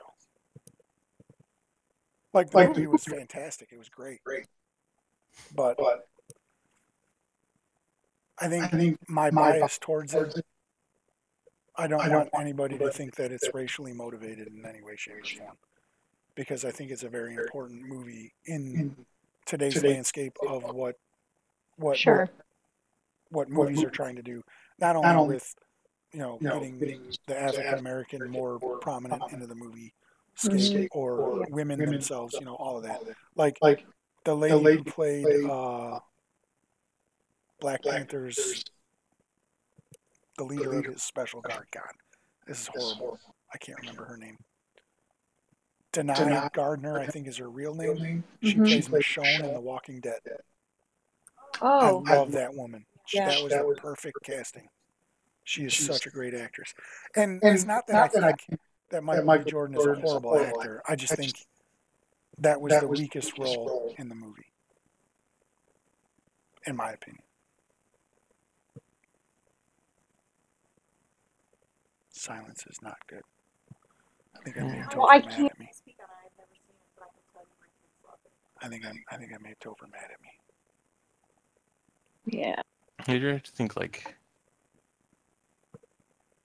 I disagree. That's all I can say. That's fine. I mean, I'm not trying to convince you in any way, shape, or form. Whether I just think they could have done better in casting it. Like I think, and this is one of those things. Like Don Cheadle as War Machine. Like I think he would have been awesome as Killmonger. But I don't know. Maybe the more I see it, the more I'll see the. Your feelings could change. Yeah. You know. But I think that was, in my opinion, wasn't the strongest casting choice. It wasn't a bad casting choice. He did a good job. Yeah. I just wasn't thoroughly convinced that he was Killmonger. Other than Well, that, they did a really good job of showing what going Wakanda. back to that as like for him as Killmonger, they do like his backstory and exposition. Right. That might be it. Like why you're seeing. No, I Like, enjoyed it that. doesn't. I It enjoyed the doesn't. writing. It doesn't. It shows like what he's doing, but it doesn't show like it's all motivated from that past experience with his father.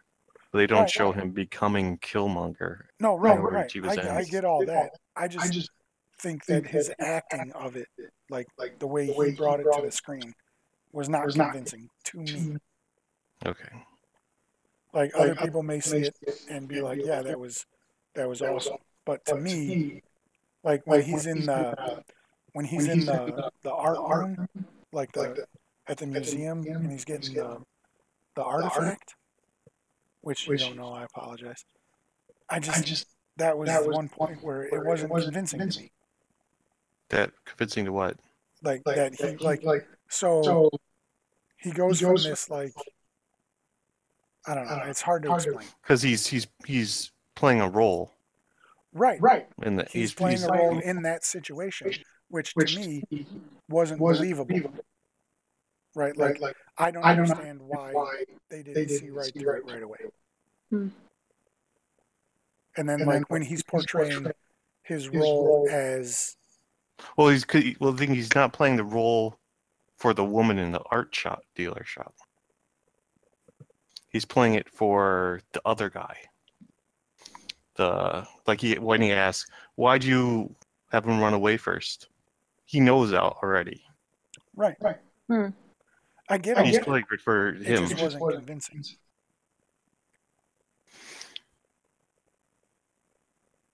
It's like when you go back and you look at like the Karate Kid movie, right? The new one with Jaden Smith. Yes. Not convincing role. Like I love Jackie Chan, but I didn't see him as the wise tutor in that movie. I thought it was a new take. It was a new take, totally a new No, take. I just didn't feel that teaching moment. well, it's kind of it felt more real to me. Right, but they called it the Karate Kid, and he taught him kung fu. Don't know. I'm Right? just kidding. And like I said, I mean that's why I like. I just maybe it's something I have against Michael B. Jordan. Maybe that's what it is. Maybe I just don't like him as an actor. But I was not convinced by his role in that movie. Well, yeah, the reason he's not on the list is because we're going from worst to first. We're going to the least liked to the best liked. That's why Guardians isn't on the list yet. Yeah. Guardians isn't on the list because they deserve to be a lot higher, in my opinion. Yep. So moving on, we're going to go to the next part of the list. So what is this, number 9? Is Spider-Man Homecoming. Now, arguably, people can tell me that this should be higher on the list, and some people might tell me it should be lower on the list. One thing you need to know about me is I'm not a huge Spider-Man fan. Right. There was a period of time in the 90s where I absolutely loved Spider-Man.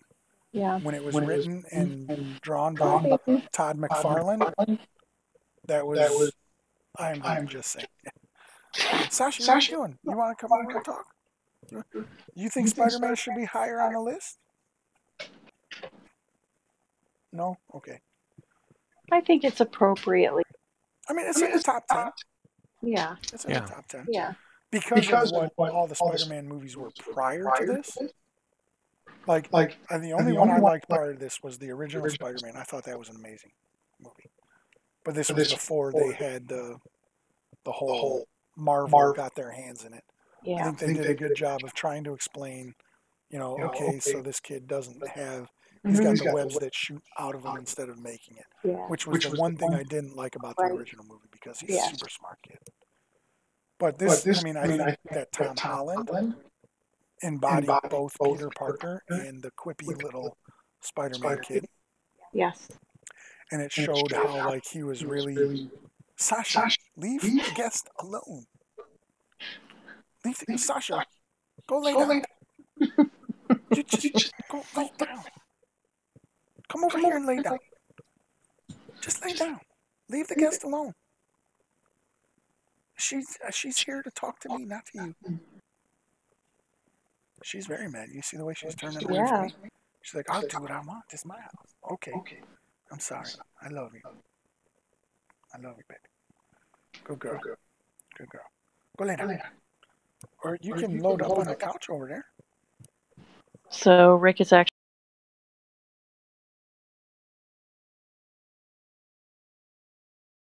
Still hear me through Danny's phone? I can. All right. Well, maybe we should just go with this. I almost dropped my first F-bomb. But they can hear. Yeah, but can they hear us? There's no echo.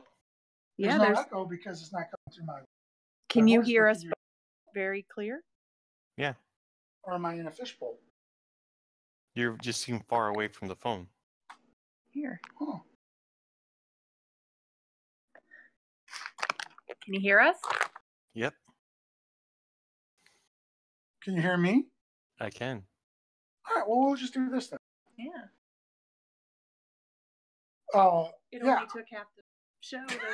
An hour and 36 minutes in. We figured it out. I was going to turn my phone off earlier, and I didn't even think about doing it. Here we go. Here we go. All right, that sounds good. That's perfect. All right, no more echo. Yay! Yeah, I mean, I like the new Miles Spider-Man. I think it's good. Yeah. And that new movie that they're coming out with around Christmas time. I can't hear you. Are you? I mean, can you hear me now? That's fine. Self-fauna. No. Self-fauna. Self. One guy came in a couple shows back and told me I had a voice like Sandra. That was the show I. Oh, that was. Was that? Well. Yes. When you were watching, the guy told me you had a sexy voice. The guy said I had a voice like sandpaper, and I was like, sandpaper makes things smooth. Yeah, so that's pretty good. Christmas time, they're doing a new anime. Oh yes, that looks really good. Yeah. I'm excited for that. So I'm actually excited for Spider-Man going forward. I just wasn't before. Mm-hmm. I was never a big Spider-Man fan, except for Todd McFarlane, who is an amazing writer. Oh, let me get this what about that Garfield guy? Which Garfield guy? What's his name? The guy who wrote True Garfield. Oh, Andrew Garfield. Yeah. From Amazing Spider-Man. Yeah, you don't like that's those? That's not on this one. We can't talk about that guy. I like that guy better than the first three. No. Yes. Me too. No. Yeah. No. Mm-hmm. We're not going to talk about this. What's really his name? So good. Tobey Maguire was. Tobey Maguire's movies are too influenced about what was going in on the comic books at the time. Yeah, we're not talking about Spider-Man. No. God, all right. We were talking about Spider-Man. Okay. No, we're not talking about the Spider-Man movies. Just Spider-Man Homecoming. Just That's Spider-Man. a whole different show. The reason why Spider-Man Homecoming is so far down the list is because of Tony Stark. In my opinion. Right. If it was more Aunt May and less Tony Stark, I think it would have been higher up. Oh, true story. True story. Oh, okay. They did have Tony too much in Spider-Man Homecoming. But it kind of needed to for what their future plans are. Sure. But they could have done it a little bit without it. And what's her name playing Aunt May? It's like that gave me a whole new perspective of Aunt May. I was like, yeah, I'm in love with Aunt May. Like, holy cow. It wasn't this little old lady baking pies anymore. Oh, no. It was a full-on like MILF. Yeah. Sorry. Yeah. But that was like, I was like, yup. I'd want to hang out at Peter Parker's apartment all day, every day. So Thor is next on my list, but he's moving down. What? Only because Thor Ragnarok is coming up, and so is Captain America. Yeah. So he's actually not at this spot. and Spider-Man's actually Not in outside the of top the top 10? 10 because the other two moving up. Yep.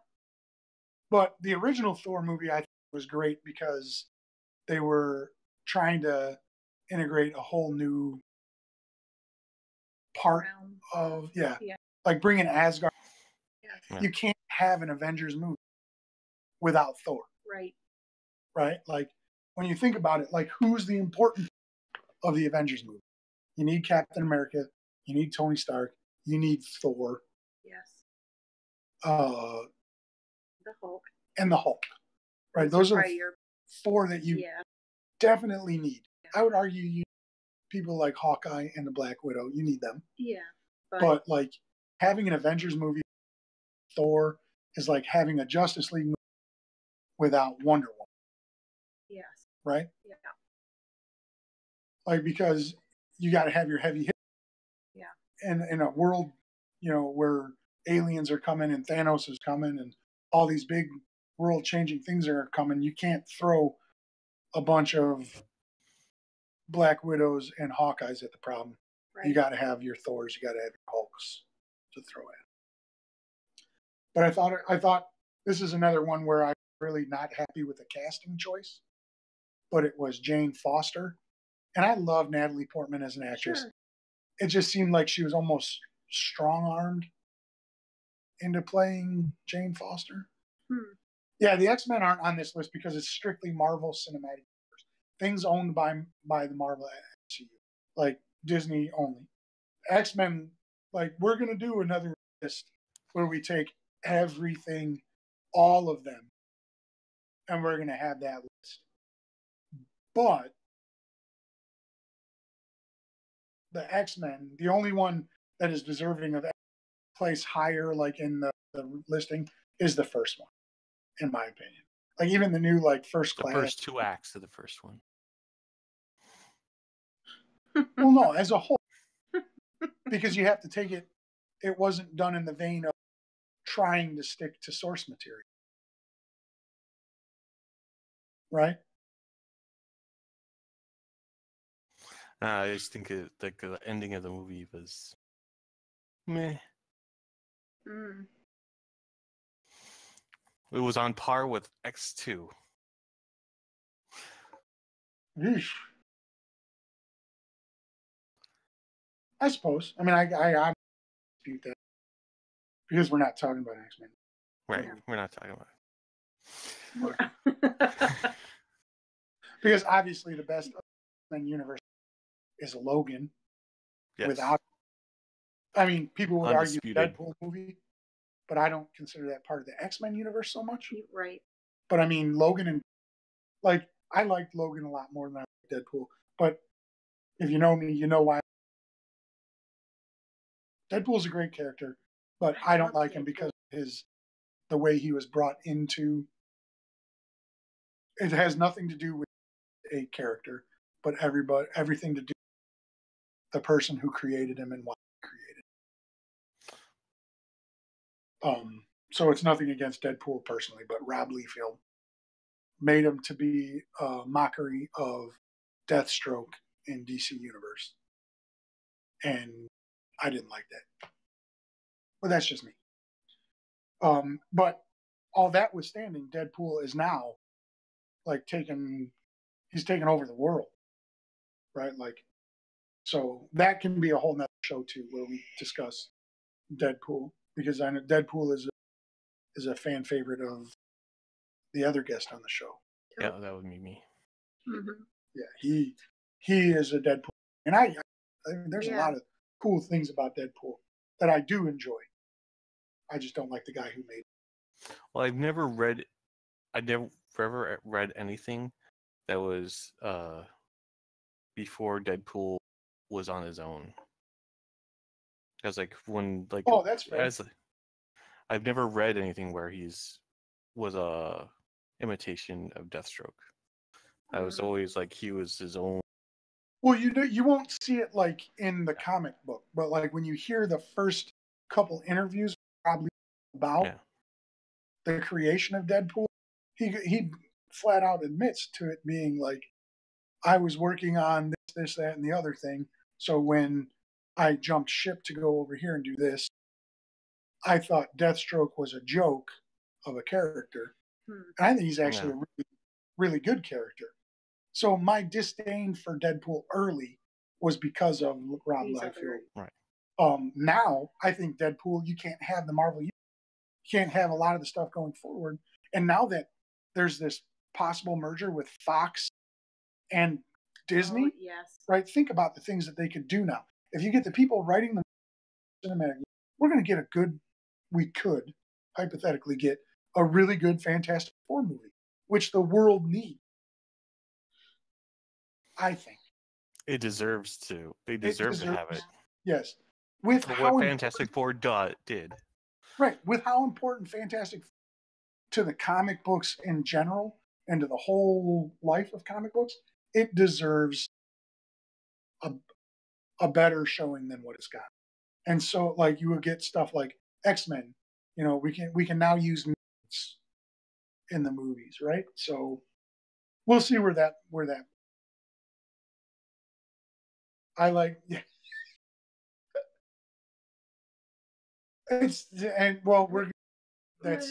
That's a topic for another show, because I would argue that Disney saved Star Wars. I mean, it's not what it was before, and it will never it never will be what it was for the first 4, 5, and 6. It never will be.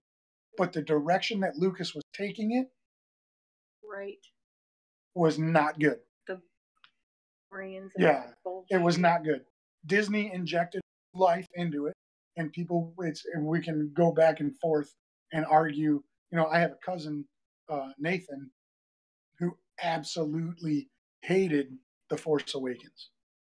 Like, absolutely hated it. And I can see it from his perspective. I can really see it, because I'm not going to cut strings here, but he grew up in the prequel days. So I don't know where he fits on that one. But, like, Star Wars is going to get its own show. You almost have to compartmentalize. You have to. Them. And what they did with, I can't. Oh. Whoa. And all right. that our 18th Star Wars tangent. I mean, yeah, right. Like, yeah. Well, like I said, we can definitely go into how it ruined the story, and there's little parts that we can nitpick about it, and we will. I think, yeah. Hey, Rock, what's up, buddy? Rob Liefeld is a bozo. Thank you. That's Rocklin. That's one of my guild leaders for Neverwinter. Yeah. All right. What's up, Rock? Welcome to the show. Welcome to the show. I'll be on the game. Well, that's like, ooh. On Star Wars without a whiny kid. Like, well, but you can't, because if to episode 4, Rogue One, Hope, Luke is the ultimate whiny kid. It runs in the family. It runs in the family, right? It does. It totally runs in the family. Now I see Luke didn't get it. Like, wasn't Kylo Ren's character based upon the fans that like to bitch and whine about? I think so. I think so. Thing that I'm gonna hold my total opinion of the new 3 until after the next one, so I can see it as a whole. But I don't like Kylo Ren. I don't. I hope he makes me. Like Kylo Ren. I know you do. I just don't like him.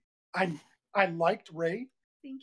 I really liked Rey, and then in The Force Awakens or The Last Jedi, I liked her a lot less than The Last Jedi. See, we can't. Sorry. You're starting to rank Star Wars. So we were talking. talking about Thor, because I'll go on. Yeah. Oh, geez. This might be a 2-parter. No, he never did. He never did. That's in the movies, we can't talk about Star Wars. Yeah, he totally isn't. But also, what they never delve into is like the extended Marvel universe or Star Wars universe. The old stuff, all the 450 books that I've read, is completely non-existent in canon. So there's a lot of parts where Luke. Oh no, that's all right, buddy. Don't be sorry, because this is a passion of mine. I love talking Star Wars, and I will do it all day, every day if I could. Right. Like, Star Wars is so important to who I am as a person. Like, I want to join the Force. Like, I want to be that one. That's what my religion to be the Force. which is kind of like Buddhism when you get into it. Like, see, that's a whole Okay. Yes.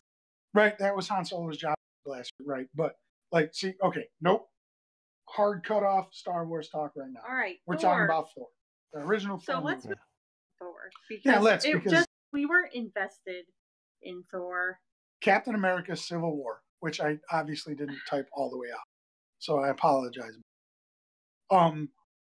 Now I'm gonna preface this whole Captain America: Civil War thing with they didn't earn that title. It shouldn't have been a Captain America. It should have been an Avengers, but they they didn't earn the Civil War title as I know the Civil War. Not from the cinematic universe. I guess it earned it. But from a Civil War, like if you're gonna, you better delve into source. And there was so many characters needed to be integrated. It was Spider-Man was so important. Luke Cage was so important. Like Hank Pym was instrumental to the whole thing.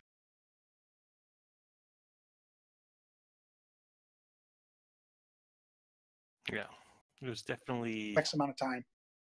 And he's only signed on for so many Avengers movies. If we call it an Avengers movie, we're going to have to renegotiate his contract for the Infinity War series.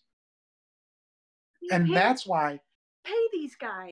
They do it right. But they make enough money. Right, yeah. But I don't think pay. I think at this point in the career of him, like you listen to Christopher Evans talk, he does not dislike playing Captain America. He understands what it did to his career, and he's trying to finish out Steve Rogers' story. He wants to do other things. He wants to move on and do other things. Which, if you're listening, Chris, don't. Like Elijah Wood trying to get away. Elijah, you're Frodo. Forever. Just get over it.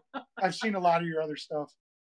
You're not that good of an actor, but you're a perfect Frodo, right? And Christopher Evans, I love you, man. Like, you've done justice to Captain America, but I've seen a lot of your other stuff. Like, what is that one where he's on a train, and the train is just constantly going around. Oh, right. It's just because Snow Train or something. I don't know what. But that movie was so bad. Oh my goodness! And like that ending at the Avengers, right? Shawarma shop. Yes. And you see Christopher Evans just sitting there. The reason he's sitting there like this with his hand covered is because he's got a beard. They shot that extra scene after Avengers was filmed, and he had already started filming for that movie with the Snow Train, so he had this big full beard. Snowpiercer. That's what Snowpiercer. But yeah, okay. Which I did not watch it because I didn't want my opinion of him to be altered. Yeah, I should have. That's the first time I've heard the name of that movie. Don't venture into it. I'm not. I have no interest in it at all. Yeah. But yeah, I mean, Captain America: Civil War was a good movie. It introduced a lot of parts that needed to be, like, for the fact that introduced Spider-Man. Just for that fact alone. Yeah. Like that was so awesome to it as a whole. I mean, I liked the tie-in, but it just rushed. It's like I got 2 minutes and 30 seconds here. I got 1 minute and 30 seconds here to like do all these things and tie in information. Right. And I'm just like, okay. And that was another business part of the deal too, right? Because they didn't get the rights to use Spider-Man until filming was almost completed. So if they could have gotten that deal done a lot earlier, I think he would have been a little bit more important to the story. I think the story, because it did kind of seem disjointed a little bit. Yeah. Like, it did feel rushed. I don't know. You see it, you think. But then now, like, when I think about it, like, how could they even have done that without Spider? Right. Well, and that's why, like, I was super, because then that made me feel like that they were earning the title of Civil War. Because you cannot. The most important piece to the Civil War, and they don't even dive into it in the least when it comes to that movie, Spider-Man is so because he's the first one that reveals who he is with the Mutant Registration Act or whatever it is. Oh yeah. He Right? gets convinced to go on live TV and tell everybody that he's Peter. Yep. He unmasked on live TV and says, "Hey, look, my name's Peter Parker. I'm Spider-Man." And then he's on Team Stark. He's on Iron Man's team. He gets the Iron Man. They move Aunt May and Mary Jane into the Stark Tower. And because now everybody knows who Peter Parker is, they know who his wife is, people are going to come for him, right? But then he finds out what they're doing with all of these criminals, quote unquote criminals, that they're catching to put in prison for, which is this little prison that Hank Pym creates, not this underwater joint that's in the movie. And was it in the comic book, the prison was created by Tony Stark and Reed Richards, I think? Using Hank Pym's technology, yes. Yeah. Correct. It was created and Tony Stark using Pym particles against Hank Pym's wishes. Because Hank Pym didn't want, because he's a pacifist. He's the one who created Ultron, blah, blah, blah, blah. That whole story. They like effectively in the movie cut Hank Pym out until Ant-Man. Mm-hmm.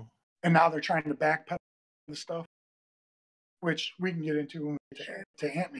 But yeah, Spider-Man is so civil just because he's the one who jumps, right? He reveals himself. He's bored with all of this registrating. Yeah. He's like, we need to do it. He's right. Tony convinced me this is good. Yeah. And then they see what they're doing and how they're incarcerating people against like their rights and blah blah blah. And he jumps ship and goes to Cap's side. So like that needs to happen. Just by getting Spider-Man in, you kind of earn the name Civil, sort of. But you're right. It was a very rough. I think they could have done a little bit. And the only reason that it is this high on my is because how important this movie is to the greater universe. Okay. I think like, there's that. Spider-Man kind of steals the show a bit, but I think the Black Panther in it was amazing too. Yes, that's especially when he decides the kind of hero like that he wants to be at the end of it. Exactly. Moment for Black Panther. And now when I'm talking, I'm thinking Black Panther should be a bit higher. Probably. Right. I don't know if it's good, but it probably needs to be. But you're right. Like Spider-Man steals the show. Black Panther comes in and gets like you're like, oh my goodness, wow. Yes. How quickly, not how quickly, but when he realizes that he's picked the wrong side of this fight, and he's like, oh no. Like that switch. Yes. Like that's so to the whole story. And then just aesthetically, the scene and Iron Man are fighting. Yes. Right, like cutting in and out. Yeah, I don't know it's the connection or whatnot, but you were kind of sounding too there for a second, so I apologize again. But I'll start that whole thing over. The scene where Iron Man and Captain, right? And he just cut out at the end of it. It was. It's just that the phone isn't able to keep up. Do we want to? I'm just getting, and then it's like muting. Are you getting all of my? I'm only getting a few words, and then it's cuts. I don't. That might be on because we're getting everything that you're saying.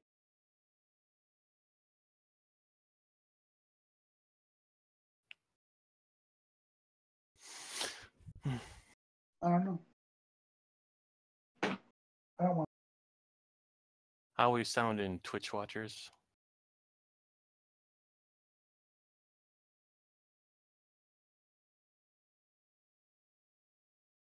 Same here is cutting out.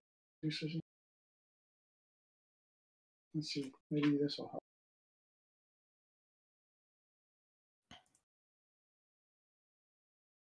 Maybe if I go in. Mhm. I don't know if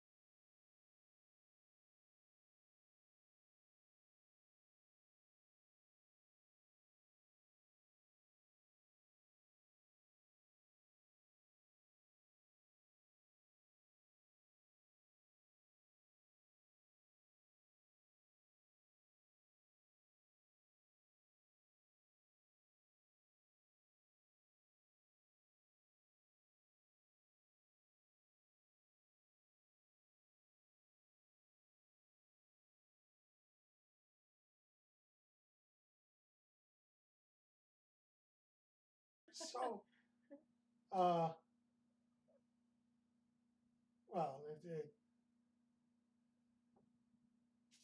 yeah, let's put it. So, I mean, can you hear me now? Why did my desktop? No. She's in the next room. My desktop, all of my desktop audio went down. All of my desktop audio went down. How's that?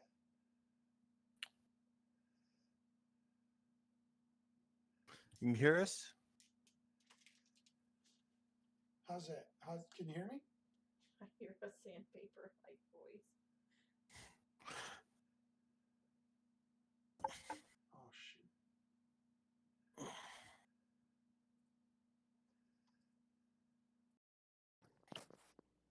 Is it good? Let's see there.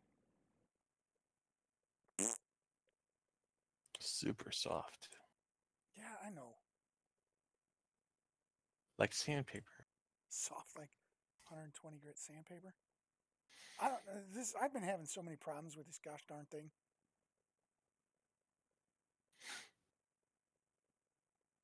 Well, that movie is not a Marvel Cinematic movie, so it goes nowhere on the list. Yeah. It's like a TV movie. But I mean, if we're gonna try and talk about that one, that movie was absolute garbage. Yeah. I think we might have lost Kung Fury. What? Kung Fury. Am I coming through a little bit louder now? Yes, you are. All right. I don't know what happened there. I lost all my desktop audio. So maybe I will call this the worst show ever. Cool. Thanks, guys.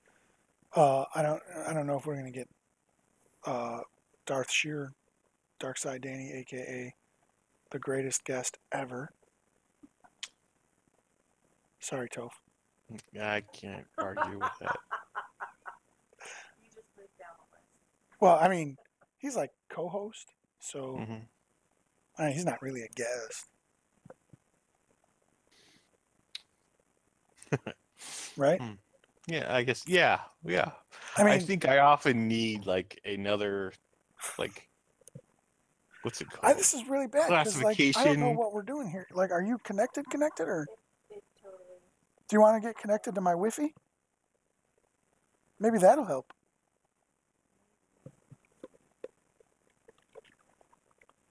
Sissy, come out here for a second. I don't know the password to the Wi-Fi.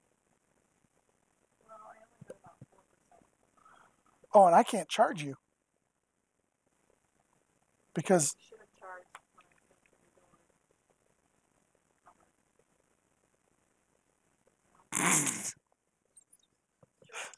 that's a stretch, but that's good. I'll take it. I should have charged. Yeah, but I don't have any Apple products, so I can't charge an Apple phone. Yes, we. How do you say it? Wi-Fi. She's got like 4% left on her battery, so I don't know. Maybe.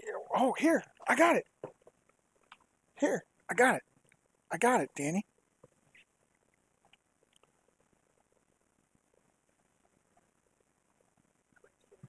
What if you log in to this Discord on my phone using your account and then come in that way? I think my ears are clean. Well, they are now. Just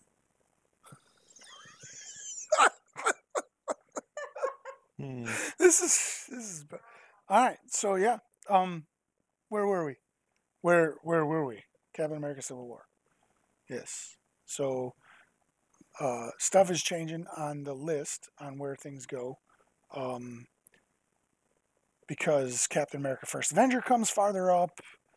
Thor Ragnarok comes farther up, which means Spider-Man: Homecoming and Thor drop down a little bit further.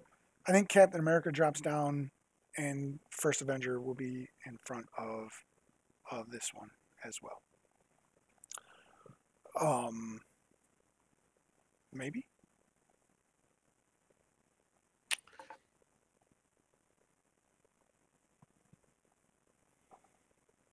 I don't know. While we're waiting for for Darth Shear to log back in. Um, why don't you guys tell me what your least favorite Marvel Cinematic movie out of the 18? Which one is the least your least favorite? And we can see where it fit on my list.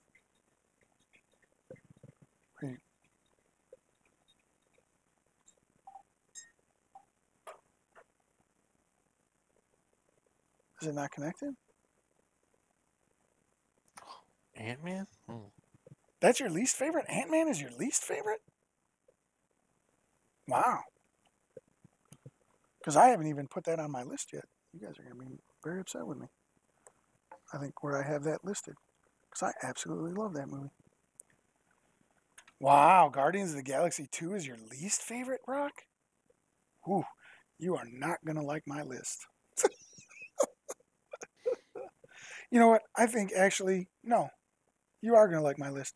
Because Guardians of the Galaxy Volume 2 is being moved significantly farther down the list. Guardians 2 is, I got to make room for First Avenger up here. And I think Black Panther's got to come up this way. Well, I didn't expect you to like Doctor Strange, Sissy.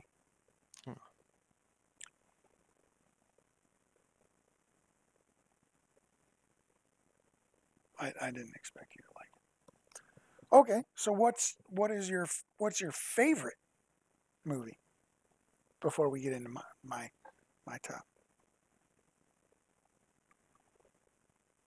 Okay.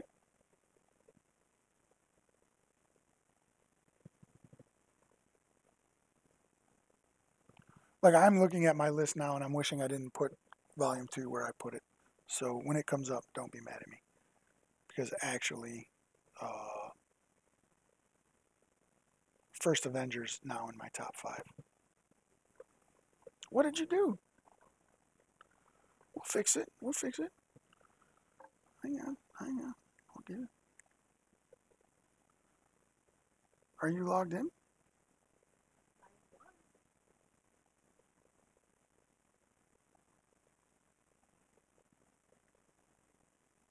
Oh yeah, you're logged in, but why won't it let you connect? Is it because the headphones are garbage?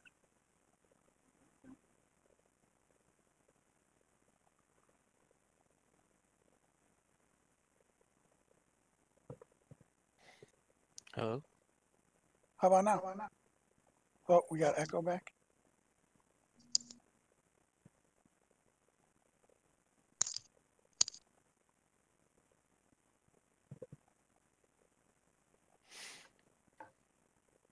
Oh, I can hear you. I think I we're can gonna have hear you echo too. again, aren't we? We didn't have it there. No? Oh, it's when your voice was lower, so it Oh, didn't echo. so it's when I talk loud. I've got to do I gotta, NPR voices. yes, I gotta turn my. What I'm gonna do is I'm gonna turn my mic down so I can talk a little bit louder. How's that? Echo? No echo? No echo. All right, cool. No echo. Hey, thanks, Mark. Wait, Marek? Well, I think it's a great stream. Thank you for agreeing with me. All right, Yes. so here we got Boot Knife thinks Iron Man is not thinks, but that's his favorite. Sissy likes Winter Soldier. Rock likes Winter Soldier, and then Ant Man is his number 2. What? Thanks for the follow, Marg. Appreciate it. Appreciate it. Why is it not popping up on my thing that you follow me? Is it am I behind? Is it not up? I thought it was up. It should be right here. Oh well. Hopefully there will be something cool when you pop up. It should pop up on the screen here when it connects. But thanks for following. I appreciate it. All right, so Captain America Civil War, then we'll move on to Ant-Man. You're in, Danny. I know I'm Oh, in. you don't want to talk You're about right. Ant-Man? I mean, it's all right. There it is. Thanks for the follow, Marg. I appreciate it. It's all right. It's all right. It's okay, I It's suppose. Paul Rudd. That guy does nothing wrong. I thought we're talking about Oh, characters, yeah. the He development played within Scott the Lang really film. well. He played Scott Lang really, really well. I loved Ant-Man. I thought it was what I'm just jaded when it came out. because you have Ant-Man before Captain America, the first Avenger. I told you, we already discussed this, that Hmm. Captain America First Avenger is coming way up the list. Right. So, Like Captain I America's. just can't visualize it yet, so Okay, I'm all right, all right. all right. You Yeah, need to put the whole list out there. I that can't. what did I'm I not. say an I'm hour not. ago? I I can't do it on the fly. I'm not that But it's like, good. It is like watching The Greatest American Hero, which is why I like it. When it came out, that is what the Marvel Universe needed. yeah. Ant-Man was like the comic relief, and that's what it needed at the time. And then once that came out, then they started making all these other ones like it. What's interesting to me is that you put Ant-Man so high, and because it's this comic relief, but you felt the way you did about Thor Ragnarok previously. It it's the same shit. But it's different. It's And I have moved Thor Ragnarok higher up on the list, as well as like Captain America's First there's Avenger. you move them all up, But so there's no lower than bottom. Ant-Man. Hmm? But lower than Ant-Man.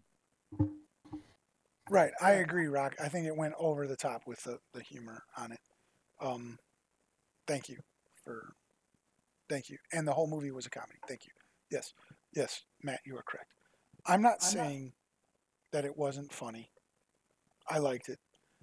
Ant Man,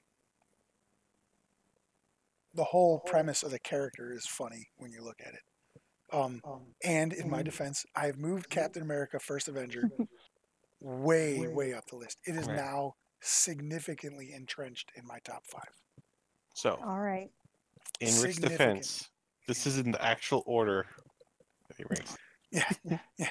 I knew. If you go back and you look at the first part of the show, the introduction of the show, I actually admitted to the fact that there were going to be a lot of changes to this list. Like I said, that you guys were going to try and convince me, and you guys have thoroughly convinced me on 3 different occasions already to move movies way up. Um, Civil War has jumped up into the top 5. Thor Ragnarok has jumped way up the list, but not into the top 5 or the top 10, I don't think. Um, Spider-Man has dropped down. Thor's dropped down because of the previous moves. Ant-Man is going to be right outside the top 5 because of what it did for the universe. Um, He didn't like Deadpool? no, but I don't know how in depth he knows. Deadpool needed to be funny. That's what is endearing to him, is because he breaks that fourth wall all the time, and he knows that he's a joke like that. Yeah. That's kind of what is important about Deadpool. If you made a Deadpool that wasn't funny, you'd Well, they did. alienate. They did make a Deadpool that wasn't funny. Oh, Remember? In X-Men Origins Wolverine, Yes. okay. Oh, that okay. they did make a Deadpool that was not funny in the least. It was funny. It was so bad. It was funny. I laugh at it now. I Right. can laugh at it now. Right. I have come to term. I was able to come to terms with it eventually, and I could laugh. Oh, And X-Men. here's the other reason why Ant-Man gets so high up on my list is because it finally introduces Hank Pym to the Marvel Universe. And it introduces the disdain Yeah. that Hank Pym has for Tony Stark, which is so important to the Marvel Universe. Ugh. Like Hank Pym is like this second-rate Tony Stark. Not in my opinion, but that's how he's portrayed. Like he just misses the boat, and because Tony Stark is so charismatic and blah blah blah, Hank Pym is always. But a lot of things that I don't like about Tony Stark is also reasons why I don't like Hank Pym. Like he is, I don't know if he's the first one, but he's one of the biggest one that is shown hitting his wife Janet in the comics, right? And that's part of the reason why I don't like Tony Stark too. I'm not saying that Hank Pym is a strong character that I like, but he's very important to Marvel Universe as a whole. I hope they play more off of those two characters. I do too. Like, because they're both basically guys who designed weapons, but Pym was definitely caring about it. He's like, I have this weapon. I only want to be used correctly. He's not an arms dealer. Right, exactly. He's more of the scientist, but he cares about how a science is being used. Right. And I've actually, We're getting to him. We're getting to Iron Man. And I've already prefaced that too earlier in the show. I hate Iron Man. Like I do not like Iron Man. Right? Like from the comic. Like it's just. But you have to understand where my hatred comes from, and you'll see where I feel Iron Man is on the list. Like you're gonna understand a lot more. So Ant-Man to me is one of the better movies, and it's also in the same vein of First Avenger and Incredible Hulk, where you can pull it out. Yeah, you can pull it away from that movie, and I agree with that. So next up on the list, we're going, and I'm just going to go to top here. I don't know why it did that.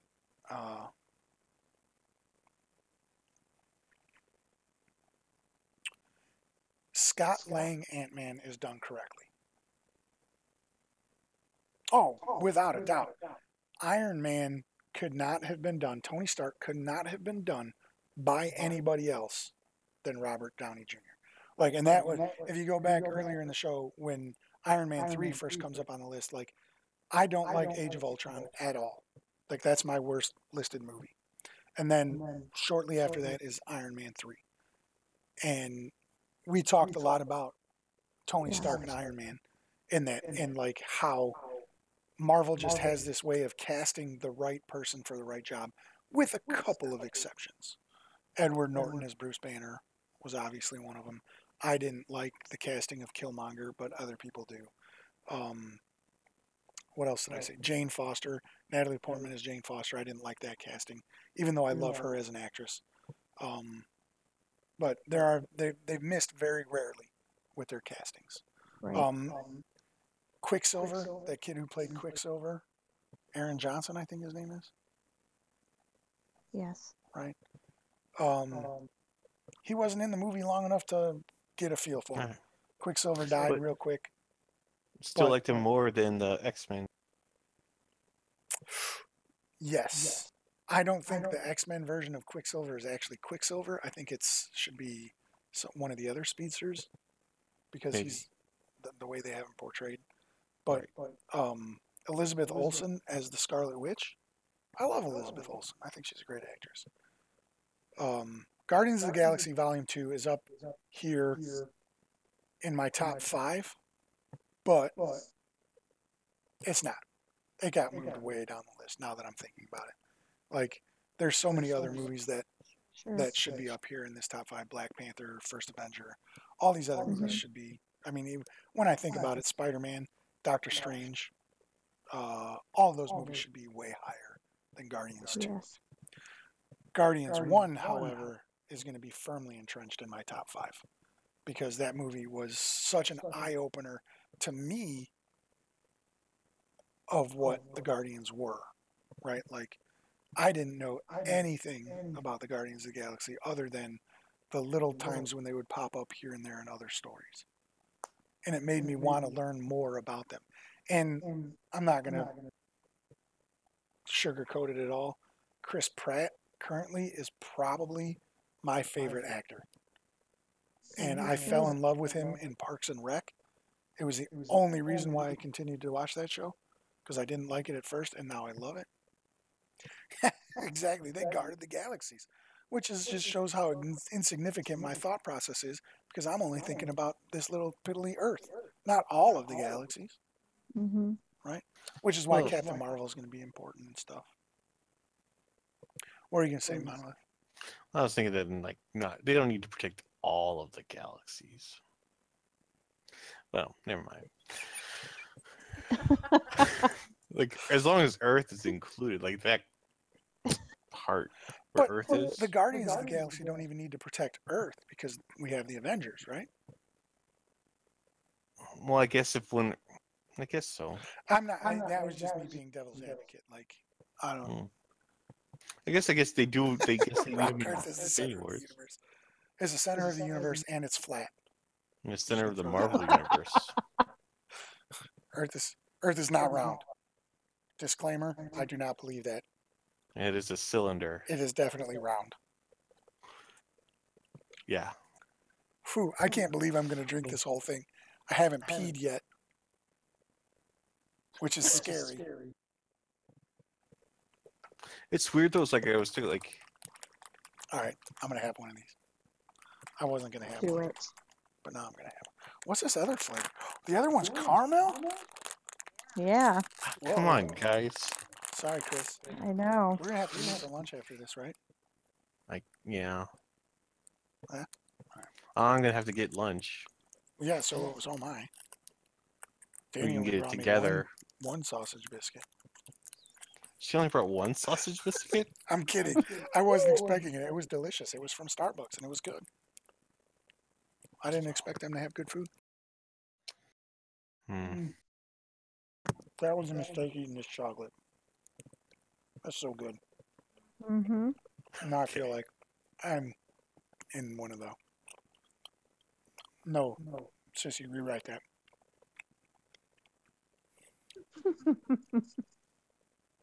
Rewrite that, Sissy. Yeah, I didn't have to drink any of the pot of coffee because she brought me this cold brew coffee that is crack infused. Mm-hmm. Yeah. And I say that only Oh, mostly joking, but it's pretty true. Because wow, it's got a lot in common with crack. a lot. Like I want to go get more right now. I'm so caffeinated. I'm quiet. That's She's gone notice I've gone hypersonic, quiet the Like, last it's 30 because like minutes. I've been silent. I'm gonna blow. so you can't hear her vibrating. No, exactly. So I can hear colors now. Yes, you can hear colors. and Purple is taste them. loud. Purple is Mhm. loud, but it's soft as well. Chewy. Purple is chewy. All right, so yeah, Guardians of the Galaxy 2 gonna move way, way, way, way, way, way down my list. It Mhm. might fall out of the top 14. Yes, we are definitely drunk on caffeine. That is a fat jack. Like I feel like I ran a marathon. Like I'm like, Yeah, it's good. You it's should very, very, try very it. good. You should try it sometime. Mhm. Mhm. Wow, that is. Wait, what is this? This is speaking Oh, geek light ice. Light ice. I was like, what? Light what? ice That, so we ice. Mhm. got more. And I gave you the biggest size they Yeah. had, the Trenta. Was that Paul Rudd movie? You see role models? Why don't you just say large? A large is a venti. Because Well, venti this is means like an 20. extra large. Yeah, right. Well, do you think if I went up there and said, "Could I have a 30 ounce of blah blah blah," they would be like, "It's a Trenta." I think they would. Like, I think they're trained that way. Like, when someone says, can I Mm-hmm. have a large? They'd be like, no, we don't have large. We have ventis. Next on the list, Guardians of the Galaxy 1. Right? We have to talk about these ones. I don't know why I didn't put them up as the little cool animation because I rushed to do it. My PowerPoint here is like um, Captain America Civil War. It's It rushed. was. Well, we were going on many tangents while we were Yeah, prepping. oh man, that was So crazy. that's I wish it. I would have had it all done before you got here, which was my original goal. Guardians is number 4. Guardians of the Galaxy number 1 is number 4, right? Um, super important. I love the casting again. Bradley Cooper as Rocket. Dave Bautista as Yes. Drax was amazing, right? I thought it was And it's very well done. one of the first times that I really liked Zoe Saldana in a movie. Gamora. Um, she's just been like a sorry, like a like okay, it's Zoe Saldana. Okay, all right. Never been like really excited about her as an actress. Awesome as Gamora. Nebula, played by why am I drawing a blank on her name? The girl from Doctor Who that I love. Oh my god. The only reason like I watch Doctor Who. Her name isn't actually Amelia Pond. It's not, yeah, right. Like her name is not Amelia Pond. But she plays Nebula. And yeah, I love anything. She could read the phone book to me and I'd be like, all right. Let's see. Then number 3. We're gonna jump right into number 3, the Avengers. So my top 3, I want you to know that can be interchanged in any way, shape, or form. Well, the top 2 of the top 3. My number 1 is never gonna be. They're gonna have to do something super special to knock my number 1 off. But Avengers and number 2 could probably jump back and forth. But man, just the simple fact that they got all of these big names together for the first time and the lead ups to it, right? Like all the little after credit scenes coming into the Avengers, super important to all of the movies, and just like how well each character played off of one another. I have been, it's been a treat to watch that movie. Like every time it's on, I turn it on. Right? Like I can go back and watch Avengers over and over and over and over and not dislike it. Well, that's why those origin stories mean more now. Exactly. You know what I mean? Exactly. So, and that's what they like. A lot of people who come in to the movie universe without the background in the comics, they come in and you watch Avengers. But like, I remember when my sister moved in.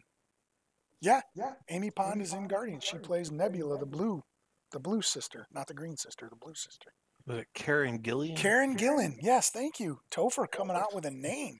Holy cow. Did you Google it? Yeah. All right, good job. He did the Google. Sorry, Wiki did. You wikied it? Yes, Karen Gillan. Definitely. Like one of my favorite parts of the Jumanji movie that just came out. Oh yeah. Was her. That was a fantastic That was a movie. great movie. Jack Black. I absolutely, and just the callbacks, right? The callbacks to Robin Williams. Like when they find, if you haven't seen it, I'm sorry, I'm about to spoil some parts of Jumanji, and I apologize. But when they find that hut, they find the kid who lived in the hut, Alan's hut, in the middle of the jungle. That was Robin Williams' character. Oh wow. Did you not know that? No. Oh wow, yeah, that's pretty cool, huh? Like that whole scene where they're in the hut and it says Alan such and such was here. That's Robin Williams' character from the original Jumanji movie. Wow. So that to me sold it as an Okay, amazing that's awesome. movie. And I like The Rock. Oh, I do too. Yeah. Yeah, it was very good for a sequel. You are correct. I don't like. I'm not excited about The Rock playing Black Adam in the DC universe, because he's having a little bit of a quandary with the writers and the staff.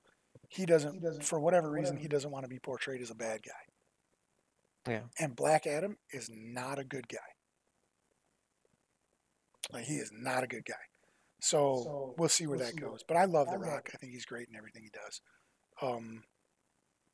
Rampage. Have you seen Rampage? I haven't Definitely seen it go. yet. Yeah, he is good. Definitely go see Rampage. It's worth it. Or I mean, when it comes out, watch it. It's definitely an entertaining movie. I love it. One of my favorite video games when I was growing up, and I could go on a limb and say it's one of the best. Oh yeah, I don't even want to get. Mm, yeah, thanks for reminding me about that, Stu. No, So they're jeez. gonna reboot Big Trouble in Little China, and they have already Ooh. released that they want The Rock to play Jack Burton. Yeah. And the important part about Jack Burton in Big Trouble in Little China, yes, Jack Burton, is the fact that he's not the hero. He Yeah. thinks he's the hero, but Jack Burton is the sidekick in that entire movie. Yeah. So can The Rock play Jack Burton as a sidekick? I don't think he can because he's too big. You know, he's not physically, but he's too big of a Right. star. It's all in the reflexes. Yep. So like Wang in the first movie was the hero. He was the hero. And like the whole dynamic that Jack Burton thought he was the hero and Wang was his sidekick was amazing. Kurt Yes. Russell was awesome in Yeah. that movie. Arguably, in my opinion, Kurt Russell's finest movie was Big Trouble in Little China. Like I'm hard, Lopan. I can't David something or other. I can't remember his name, but I don't know who's going to play him.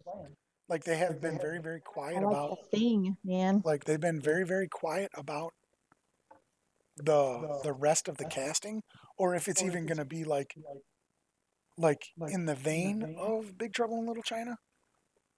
Oh, isn't David Carradine? Didn't he pass?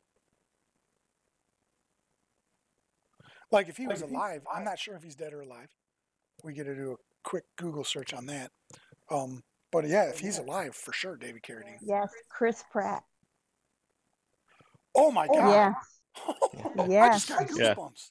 Yes. Rocklin, He could do it. Yeah, that would be. I Rocklin, would be okay with Chris that. Pratt would be the absolute Yeah. perfect choice to play Jack Burton. Holy cow, movie studios, you need to watch my show because we're going to make you trillions of dollars with our casting choices. Yeah. Chris Pratt needs Yep. to be Yep. Jack Burton. Oh my God. And you could have The Rock play his buddy. I can't remember his Wang? name. Wang. That would be a good movie. Chris Pratt and The Rock together in a movie. I would watch that. Like. I would definitely watch that movie. All right. All right, Little sorry. bit of re-editing. Yeah, re-editing. Back on tangent. That was awesome. Okay. That was Mhm. awesome. There you go. That was so. We're gonna do. I already have got this in the doc for a future show. Is gonna be all of the '80s movies that I loved. Mhm. Like I always forget that you're close to aging as I am Yes. because you look so young. Mhm. And I act immature too, so it doesn't. It's the Pork Chop Express. What do you do when a 7-foot wild-eyed maniac taps the back of your favorite head against a bar wall and asks you, "Have you paid your dues? Have I paid my dues? Yes, sir. Checks in the mail." Dude, I can quote that movie over and over. I love Big Trouble in Little China. It's my second favorite 1980s movie. And we'll get into that one. But like, so the reboot of Big Trouble in Little China, it needs to be done kind of in the vein, almost as an homage to the original. Where, Yeah. like, I was super excited when I heard, oh, there's a board game? Oh, yeah, there is. That's right. That's right. I can't wait for it. But when they redid Red Dawn, all right, Red Dawn was such an awesome movie when I was a kid. You used to run around yelling Wolverines all the time, right? Yeah. Now, the new Red Dawn movie, if you cut out the fact that they called it Red Dawn and you tried to make it some kind of movie, it could have been a good movie. But it was garbage as a reboot. Yeah, it really did. I did not enjoy it 1 second of that movie. I hated every part of that movie. And then, I mean, I'm going to spoil it for a lot of you. Jed is the main character of that movie. Gets killed halfway through the movie. Maybe it's not halfway. Maybe it's a little farther than halfway. But he gets killed halfway through the movie. One of the most endearing scenes in that whole entire movie was him holding Maddie at the end of the movie. And they're dying at the train station. You know? And Maddie's dying and Jed's holding them. and they're talking about the future, that scene never happens in the new Red Dawn movie because Jed just gets popped. Whatever. Yeah, it was definitely awesome for the world we lived in at the time. It was a great movie. And like I said, we're going to do a whole show about 80s movies that I loved. There's only like 5 or 6 of them on the list for that one because, I mean, I'll name them to you right now if you want me to. Why stop? Why Why stop? stop now? All right, so Princess Why Bride, stop? Red Dawn, Big Trouble in Little China, Barry Gordy's The Last Dragon, probably my favorite movie in the 80s. And then, did I say Princess Bride? You Probably. did say that one. He's probably on And then there Empire twice. Strikes Back. Those 5 movies of the 80s. Kill and Kill Again. Kill and Kill Again. Rocklin's going to love me forever for that movie. Like, I got to send you a copy. I'm just going to send it to you, Rock. I'm going to have to get it and send it. Actually, when I come out in was it February for the Chinese New Year celebration, I'm gonna go out there for the Chinese meet my guild leaders and hang out and do the Chinese. I'll bring it then and we'll watch it. See, that's okay. On the list, we're definitely gonna do an 80s movie theme, and we'll get in and I'll have you guys send me Yes, the thing. that great movie. We'll have you guys send your list of 80s movies in to Ranger Reek Facebook page or wherever on here if you want to do it. And then we'll break them down and we'll talk about them. But going forward here, Avengers, I will move on to my number 2 movie in the Marvel Cinematic Universe is Goonies. Exactly. There's so many movies in the 80s. From 1983 to 1989 is, in my opinion, the finest period of movies ever. That's my opinion. You can argue it, but I because of my childhood. All right, here we go. You guys ready for this? Number 2, Marvel Cinematic Universe.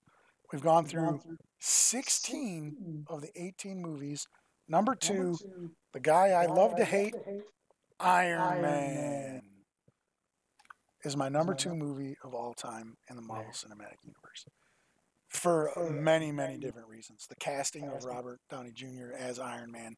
The fact that, oh my God, what's the guy who directed it? Jon Favreau directed Iron Man, was a huge Iron Man fan, pulled a lot from the source material. It was number 3. Guardians of the Galaxy Volume 1 was number 3. It's probably number 5 now because First Avengers moving up into the top 3. But yeah, I loved Guardians of the Galaxy number 1. But Iron Man, the first Iron Man, was so important to the rest of the Marvel Universe. We could not have 18 movies, 17 more movies would never have happened if it wasn't for this movie. Like, from front to back, it was directed well, it was written well, it was acted perfectly. Gwyneth Paltrow, who I'm not a super huge fan of, as Pepper Potts, was amazing. Yeah. Absolutely amazing. I think she Jeff did a Bridges. great job as Pepper Potts. Is this person? Right. Right. Gwyneth Yeah, no, Paltrow. exactly. That's one of those instances where, like, I'm separating the person from the role, because I think she's kind of a nut job. You ready? I'm going to throw this out there. I think Gwyneth Paltrow is the female Tom Cruise. That makes sense. Yes. But that's just me. Because I loved Tom Cruise in the 80s. I loved growing up with Tom Cruise. Yeah, you're getting my list confused. Yes. I went from Legend. Legend. Yes. Wow. Oh my God. Willow. Yes. Here we go. See, 80s movies coming up soon. I tell you, it's definitely going to be a whole nother 3-hour talk show. I can't believe we're 2 hours and 44 minutes into this show, and I feel like I could feel like I could go forever. That's that coffee. Innocence. What? Innocent. Oh. It took me a Legend. minute. He did a really good. Dude. And Tim Curry? Yes. Oh my God, that movie was. Yes. So yeah, I mean, I'm going to start putting together my 80s list. So you guys send in suggestions on stuff we're going to talk about. Hey, mail came. Bill after bill after bill after bill. I just pay them auto debit, so I don't never see them. That's another show too, right? Okay. It is a. It's gonna. That might be a multi-show list. We might have to break them down and do like. Oh man, I don't know what we're gonna do because they're. We should do like ones that have been remade, ones that haven't been Maybe remade but they by should be, genre. and then ones that should never be remade. Oh Because they're yeah, we awesome. could do that genre and the way Monolith Yeah. suggests, and then also so like anybody who Or knows just talk me about Star knows Wars. that my favorite movie of all time, The Princess Bride, is my absolute favorite movie of all time, with the exception of The Empire Strikes Back, which I can't throw into there because the Empire Strikes Back was such a life-changing movie for me that I can't really lump that in with all the other movies. Princess Bride is so close to that though. Like I absolutely adored Princess Bride. Right. So Iron Man, back to Iron, and if you go back and you look at it, I believe George Lucas didn't direct Empire Strikes Back. Mm. I think he was like lead producer and all that, writer and stuff. But I'm almost 100% positive that he didn't direct it. Someone will Google it and tell me I'm wrong, but I'm going to believe that he didn't direct it because it was so good. Let's see what the Google. Oh, here we go, the Google. All right, so Iron Man, yeah. I mean, there was not really anything bad I can say about this movie. At all. Yeah, it was great. It was definitely set a standard. Thanks, Rock. I didn't think he did. Yep. Who was the director? Irvin Kershner. That's right, Kershner. Right. Well, that's the way they did movies back then, right, Stu? That's what, see. A lot of people did not like it when it came Empire out. Strikes Back. I think I was 4 years old when Empire Strikes Back came out, and it's the first movie I remember seeing in the movie theater. The very first movie, and I was just blown away. And then when Empire Strikes Back came out, like people did not like it. They did oh yeah, not enjoy it's. it. I mean, I imagine it had the same feeling like I remember when Return of the Jedi came out. Yeah. I liked Return of the Jedi, but I hated it in the same vein. Yeah. Or like when the first time I saw The Phantom Menace, I was super excited for The Phantom Menace. I went into the movie theater, watched the movie, came out, bought another ticket to go back in to watch it again, because when I came out I was like, I think I hated that movie. So I know. Star Wars, we can get into a whole. There we go, Star Wars tangent again. Yeah. Yep. All right, so Iron Man, there is not anything bad that I can say about the Iron Man movie. Not one thing.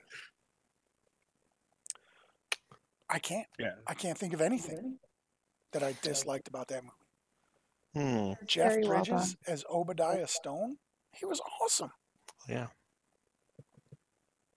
The guy who played the doctor in The Cave, the bad guy from the Cave series, that whole thing, all of it, I loved.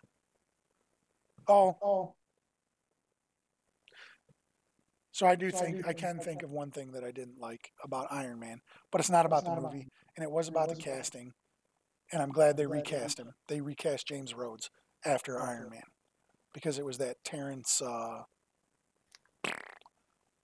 something or other. Yeah.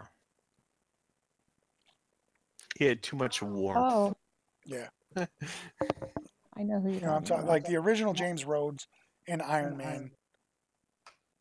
I didn't like. He's in that TV show Empire.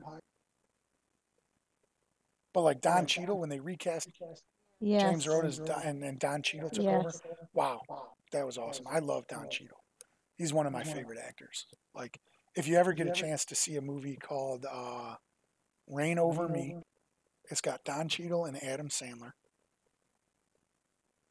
True story. True story. But if you ever get a chance, check out a movie called Reign Over Me. It's got Adam Sandler and Don Cheadle, and it was the moment where I turned my viewpoint on Adam Sandler to just this dumb comic, right? Like I was like, oh, Adam Sandler's funny. He's that stupid dumb comic that I kind of love. But then I saw this movie. It was almost like Tom Hanks in Philadelphia. It was like that changing for me. Right? Oh Like yeah. Oh, because I'm remembering now. when Tom Hanks came in and played, did you see the movie, Chris? Yeah. It was a great movie. Oh yeah. That Super was awesome awesome. movie. Check it out. That's all. It's a Right. definite recommendation from Ranger Reek. Reign Over Me, Adam Sandler, Don Cheadle. Check it out. All right, so Iron Man 2, firmly entrenched in number 2. Captain America, Winter Soldier is my favorite Marvel movie. People are going to argue with me, but I No. think it was absolutely an amazing movie. It's great. It is an amazing movie. It deserves to be in the top 3. However, I think the first Captain America should be your number Should be 1. my number 1. Oh, wow. Yeah. I'll take that under advisement. I will take that. It's moved into the top 5 if that helps. If that helps. But just because of the sheer, like, so that opening scene when they're on the boat, right? And you got Bartok the Leaper. Like, how about we get a call out to Bartok the Leaper, who's one of the biggest joke characters in all of the Marvel Universe. Played by, I think his name, George St. Pierre, the MMA fighter. Played him. Yes.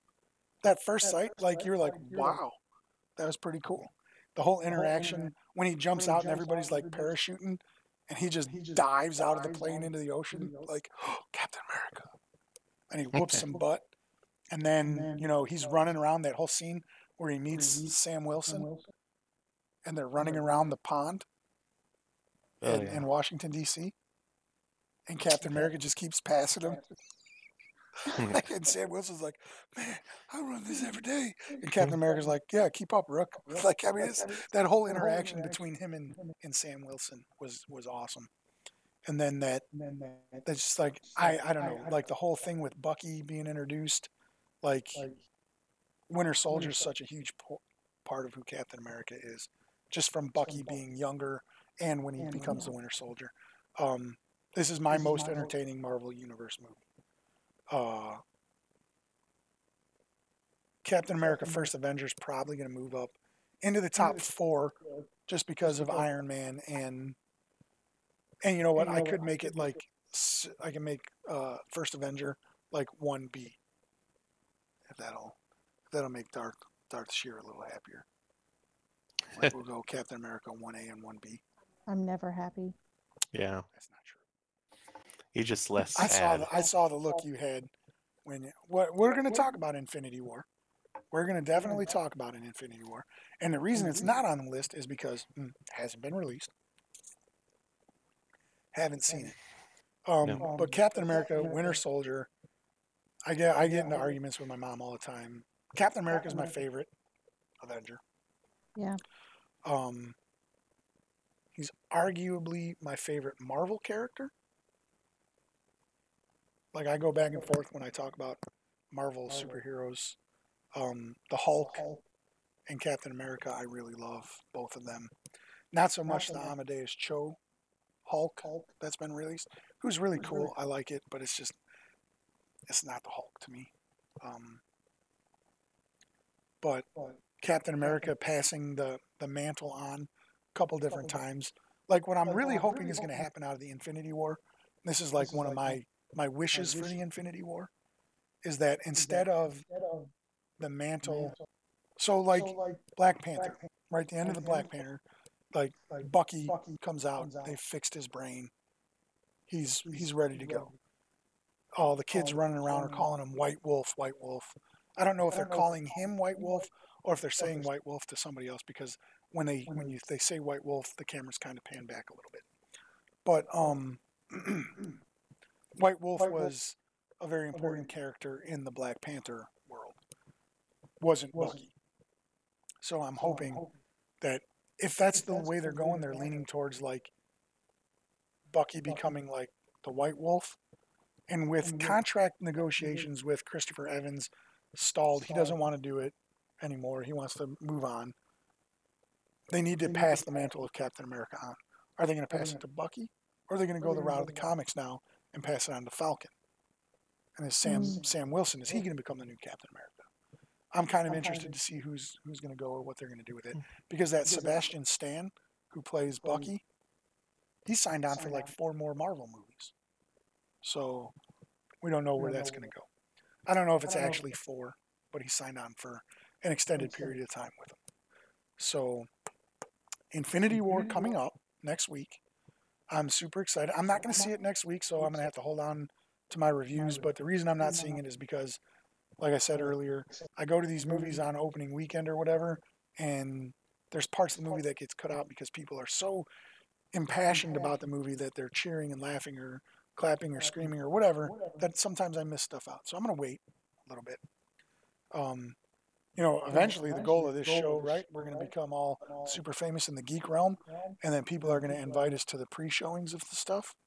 Like we'll get to go to PAX East. So if you guys are listening, we're really cool people. Well, at least they are. I'll just tag along with my sandpaper voice. All right. And so yeah, I mean, there's all kinds of movies that are coming up in Phase 4. I just realized who I want to die in Infinity War. Who? Hawkeye. See, that's it. Like, he's And then been, he has to come back. Right. He's been by void. the Scarlet Witch. Exactly. He's been void of all trailers. So like, I'm really worried that like he just dies. Like like I think like in the first 2 minutes of the movie he's gonna die. Right. And they better earn that. And then he comes back in the second one. Right? Like no, the Scarlet I think Witch does something crazy. I think it needs to be Whoa. Spider-Man does not need to die in the Infinity War. I just talking crazy. What? You're just talking crazy. No. Spider-Man's the one that can't die. Yeah, he can't die in that movie. Not in that one. No. Because you got to introduce Miles Morales. You got to introduce a whole other stuff. But like, so he needs another solo movie before he can get killed. Yep. Tony Stark, Captain America, I think they need to die in order for it to feel the full effect. I'm really thinking that they're giving us a red herring with the whole Vision losing the Mind Stone. I mean, he's going to lose it, but I don't think that's going to kill him. Well, Vision can get destroyed and brought back. Right. Easier. And they have that whole trailer part where they show Vision in Wakanda, like with that camera thing. So I'm thinking they're going to do something there. Hawkeye, Sizzy, I know he's got powers too, and they're pretty sweet. Yeah. But like something needs to happen where he destroys his marriage. So he can get a solo movie, you know? Right. Doesn't feel like that's going to happen. But then like the Captain Marvel movie that's coming out, right? Yeah. Is going to be set like in the 90s. Mm-hmm. So how is that going to tie into the bigger picture? I don't know. I don't know. Is it set in the 90s or is it like the Thor Ragnarok where it's themed in the 90s? No. They've flat out said like it takes place in like 1995 or something like that, 94. Okay. So you're going to start like do like Captain America where it starts outside of the bubble. Right. And goes into it. Right. But I think it's and then making the bubble bigger. I think they're going to use it as kind of a tie-in to like the second part of Infinity War, because I feel like she's going to show up in Infinity War. Oh, that makes sense then. Right. Like I think Carol Danvers is going to show up in Infinity War at one point or another. But the problem is like, so they got Brie Larson, another actress I absolutely love.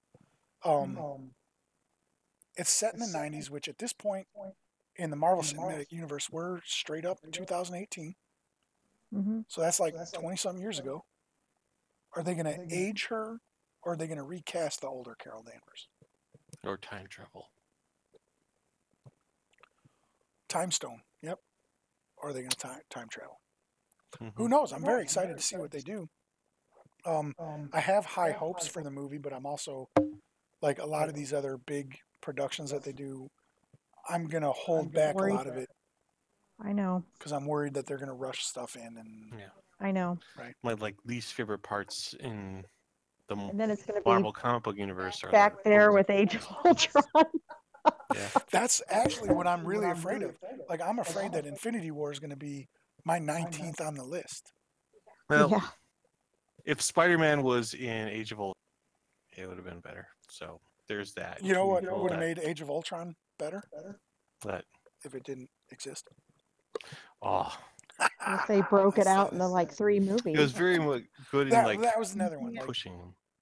that's the thing. Like all these Avenger movies that they make, like Captain America: Civil War, Age of Ultron, even the first Avengers, you could have broke those down into trilogies easily. Yeah. So the fact that they're doing Infinity War, right? He's going to be in Captain Marvel, which is why they're writing him out of the TV show. He's going to die in the TV show, and I think he's going back. Phil Coulson. He's going to go back into the Marvel Cinematic Universe, which makes sense if it's set in the 90s. You can have Phil Coulson back in the 90s. Sure. And that's going to be the time where Captain America's missing, you know. Hasn't been out yet. It's released this year, but I'm hearing a lot of, I don't want to say bad, I'm hearing a lot of things about the movie that don't make me excited for it. Is Tom Hardy? Tom Hardy is playing Oh, I Venom. love him. Dude, he's sexy as heck, man. I love Tom Hardy. And it's But I like, it's kind of wanted him to be the new Wolverine. that's where I'm at. Like, I wanted him to be Wolverine. Or even, like, have him be Gambit. But they're making that Magic Mike guy is going to be Gambit. Well, I don't. What's his name? I don't. Channing Tatum, who I've kind of done a 180 on the guy. Not so much as an actor, but he's awesome as a person. The stuff that he does outside of his acting gig is really, really cool. He's very, very, very friendly to, and that goes a long way with me. Like, right? Yeah. Like, I don't get starstruck a lot like people. Like, I haven't met a whole lot of famous people. That's why The Rock is so likable. Right.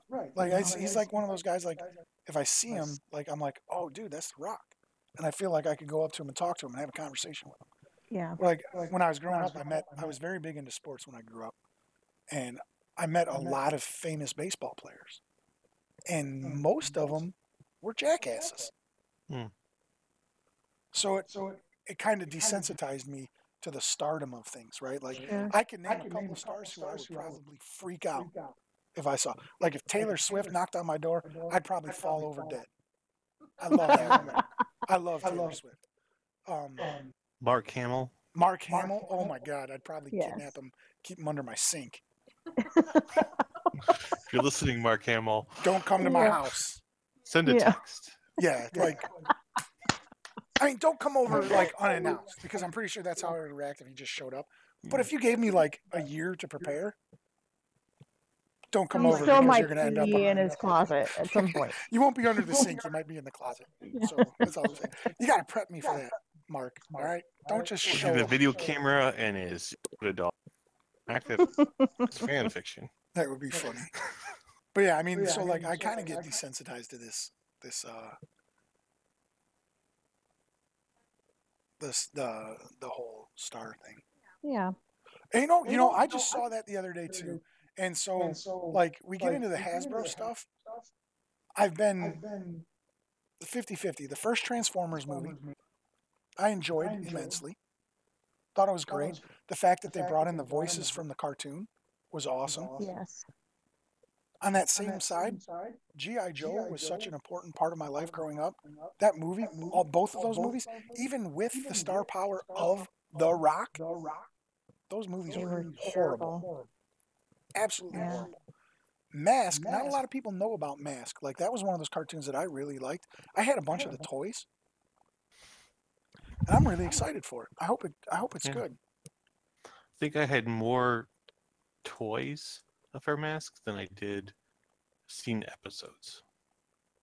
Well, yeah, I think there was only like 15 or 20 episodes. I don't think it was on very long. Hmm. The point was like, Wow, I you think had it was over on at a one? different time. Jesus. That's pretty cool. How big was that thing?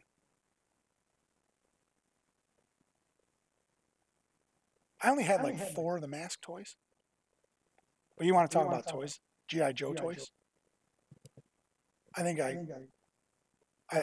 I think I could have made my parents probably live a better life if I didn't have so many G.I. If Joe you toys. or if you had kept them. Well, I kept them in And- pieces. I blew them up a lot. Like there's that I movie. had- Did you ever see The Boy Who Could Fly? I think it's a Disney movie. Fred Savage was in it. He played this little kid who rode around on a Hot Wheels. He always played Army, but he had all the G.I. Joe toys. Oh yeah, no, that's true. Like that was the show was made specifically to sell the toys. That's what they did. Hasbro had Yeah. there's a series of TV There shows is. or episodes on Netflix. There The is. Toys That Made Us. Yes. It's great. Watch it. Oh, It's yeah. amazing. And that's what they did. They would bring guys in and be like, when they sold He-Man, Yes. like, did you watch that That's He-Man episode? That was yeah. great.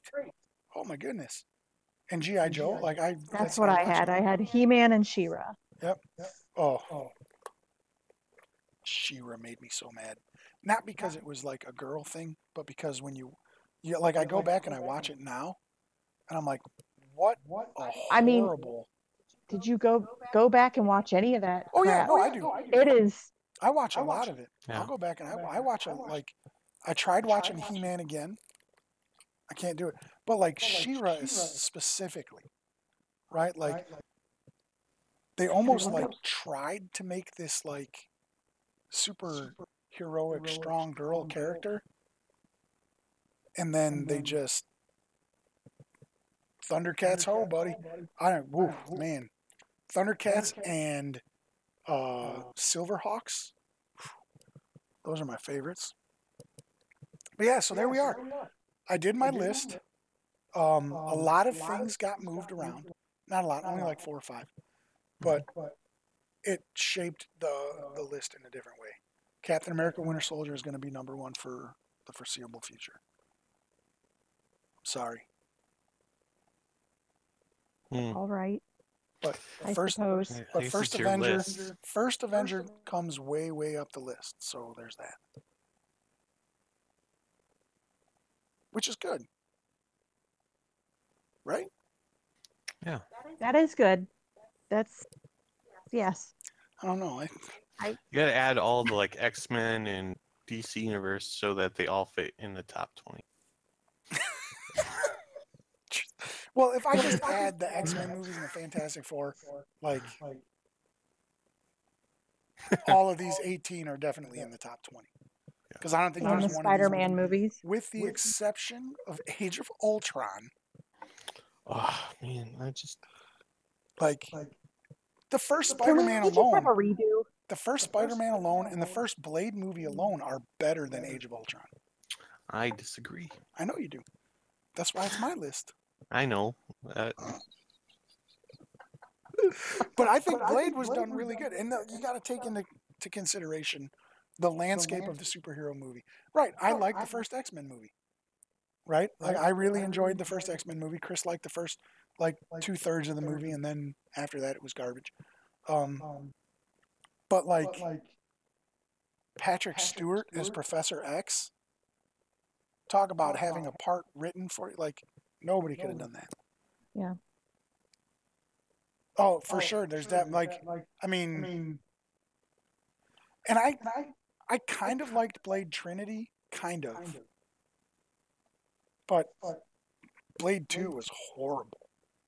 One of the worst movies I've ever seen. But Blade 1 was good. I liked Blade 1 Yes. for what superhero movies were at the time. Right? Yeah. Like, that was about as good as we were going to get because Hollywood, for whatever reason, thought that nobody would ever go to see comic book movies. So they tried to remove the comic book bent from the movies that they were making to make these big blockbuster movies. Like, you go back and you look at the Spawn movie. Oh, Whew. That movie would be probably my least favorite movie, just because how much I liked Spawn and Todd McFarlane Yeah. at the time. but then Johnny Leguizamo Oh God, yeah. I mean, he played was amazing. Yeah, he played the Violator better than anybody could have ever done. He was awesome in it. And even the guy who played Spawn, Michael Jai White, Yeah. he was convincing. Yeah, he was good at that. Like But Spawn doesn't actually have a to him. no, right? There's not a lot to him, and they do have a new Spawn movie in the works. And they're saying like it's gonna be from the perspective of Twitch and Sam, Twitch and Sam. Yeah, it's not going to be which makes more sense exactly. from like doing it in a movie because they bring a lot more. Well, of if you watch the character HBO to it. animated Spawn, right? Yeah. Like that was awesome. That was Yeah. absolutely amazing. But yeah, I mean, you throw all those other movies into it, and this list becomes a lot more clear why it's better. Like Fantastic Four, all three of the Fantastic Four movies, right? They had Fantastic Four, Rise of the Silver Surfer, and then that garbage that came out a couple years ago, I'll be at the end. which made me like the first Fantastic Four movie. That's Not because like it's like like we're settling. right, like that's We're like, well, like that's what I was like. I that saw crap isn't as bad as this right. crap. I saw the new Fantastic Four movie, and I went, well, at least the first Fantastic Yes. Four movie wasn't this one. That's the shiniest turd on the pile. Right, yeah. This is what a shiny turd looks like. Mm. But then, like, I think Spider-Man, like, and then we can, okay, so now we're talking Hellboy, right? Like, you got to throw, Oh man. see, Yeah. Oh, well, I love those. Yeah, I me too. never read any of the comic books at all of Hellboy. I love the movies. Right. And then I Me talked too. to Topher's brother, James, Yes. and he, like, yells at me for liking the movies. Well, the thing is, James likes the movies. Right, but he likes But the he does them comics even, right. Yeah, but the comics to him are so much better. Like, Right. leaps and bounds. He's like, that's an okay movie. The comic books are like works of art to him. Right, exactly. That, And then, like, we and throw then in, which makes Doug feel bad. Which not. oh, yeah. Oh, I don't even want to get into talking about, like, Let's not get into that. like I can't talk to Doug about movies. Right. And it's not because I don't value his opinion, but it's because I don't think he values my opinion. And that's why I can't talk movies with him. He's looking at it from like to me, it's like almost like alien perspective. Well, like, right, and like I don't you're mind using like, different like criteria. perspectives, and I don't mind that. Like I don't mind people looking at different criterias, which is why I'm comfortable with saying, when we first started, that Thor Ragnarok was so far down on my list because I look at movies differently than other people look at them. Right. But like when I'm told that my opinion of movies is invalidated because of a movie I like, what was almost okay. See, now this is where it's funny that you say that because this is this is the lead in to why I can't talk movies with Doug. I liked The League of Extraordinary Gentlemen. I thought it It was was an okay all right movie. for what it Yeah. was. Right. I thought it was an okay movie. Yeah. I said I liked League of Extraordinary Gentlemen, and he told me my viewpoint on movies was invalidated. Right. Because that's one he where didn't like that movie. he liked the graphic novel so Right. much. And at he that felt point, that was the point when I realized when I talk to people about Star Wars, I have to change my viewpoint on what people like. Like, so there are people who like The Phantom Menace. There are people who like Jar Jar Binks. There are people who like those movies. Right. They like those movies for whatever reason, and that's not me to decide. Right? These movies, music, books, comic books, they're all a matter of opinion. Sure. Right? So when someone tells me that they like Phantom Menace, originally my thought was, right, exactly. Right. I mean, what are we calling a good movie? Right? Like, what are we, like, Right. you look at the Ghost Rider Spirit of Vengeance movie. Horrible. Right? Horrible movie. Cinematography on that, they were doing things that were never seen before. Like, their stunt actions, like the way they shot things, awesome. Unbelievable. But does that mean it was a good movie? No. Right? Like, so it all comes into a point where like your viewpoint on things. So Well, people invest too much right, exactly, of themselves, and they feel like they have to identify and they feel like they're with being these things, and attacked, it's right? and I'm like, that's not what it is. Like, Thank you. And you had a you know, very just big you had a very big shaping moment on me, like when it was a couple years back. We were talking about something, and I was like, ah. And you told me that like you liked. I think I was making fun of somebody who was like a brony or something, and we were watching something, or we were talking about like that Bronies TV show or like that documentary that came on, yes, and I was making fun of them. And you were like, I like seeing how passionate people are about things, yes. right? You like the fact that I'm a fandom you're a fan. fan. Yes, you're a fan of Yes. fandoms. And when you told me that, I kind of switched my viewpoint on a lot of things that I saw. Was like, okay, I've never been a huge Doctor Who fan. This might be a surprise to somebody listening or people listening. I am too, Mm. Rock. I think it's great. I love it. But I love bronies. yeah, They're fantastic. she likes the fans more. But like I was never a huge Doctor Who fan in my entire life. Chris Topher got me to watch a season with Matt Smith, and I fell in love with it. I thought that I've gone back and I've tried to watch other seasons, and I'm just not Right. into it. Sure. Right? Like I understand the allure that people have to it. I'm not going to discount it as not being good. A lot of anime, like I just started watching anime. A lot of my problem with anime is the fact that I got to read the screen. A lot of it. I don't like subtitles. And a lot of it is because sometimes I'll put shows on in the background as I'm doing other things. And I Mhm. don't want to have to read Mhm. to get the story. Sometimes it makes me tired. But then there's a lot of these things that are in anime, certain genres of anime. I definitely gravitate towards like the Rurouni Kenshins, the Akiras, stuff like that. Like I've seen Akira Yeah. a long time ago. Like I watched it years and years ago and I loved it. I just rewatched it. That and Ninja Scroll, which are Ninja Scroll I my love. tops. But that's one of those ones I can't find a dubbed version, and I know I'll lose some of the I know. I'll lose some of the translation and whatnot. But I have to watch that one episode at a time. I can't binge watch it because I read it I and I know. become tired, right? Like I'm like, oh. But yeah, you're right, Boot Knife. Movies are an hour and a half of entertainment, and there's usually something when I go to see a movie. There's usually something I can find enjoyable about a movie. There's only a handful of movies that I've ever seen where I went like, no. Even Age of Ultron, right? Like, even though it's so low on my list, I enjoyed the You're movie. gonna watch it. If it comes on, you're gonna watch No, it. not No, necessarily. Not necessarily. we do. It depends on what else is Yeah. on. It really depends on what else is on. Like if I have to choose We'll between watch it. Age of Ultron and oh my god, Impractical Jokers, I'm gonna watch Impractical Jokers, like hands down.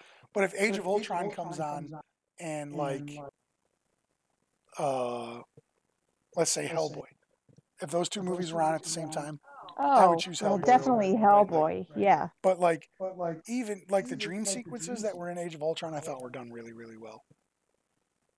I would choose I Love Lucy over Age of Ultron. That's the question posed, right? I would choose I Love Lucy if those were my Well, choices.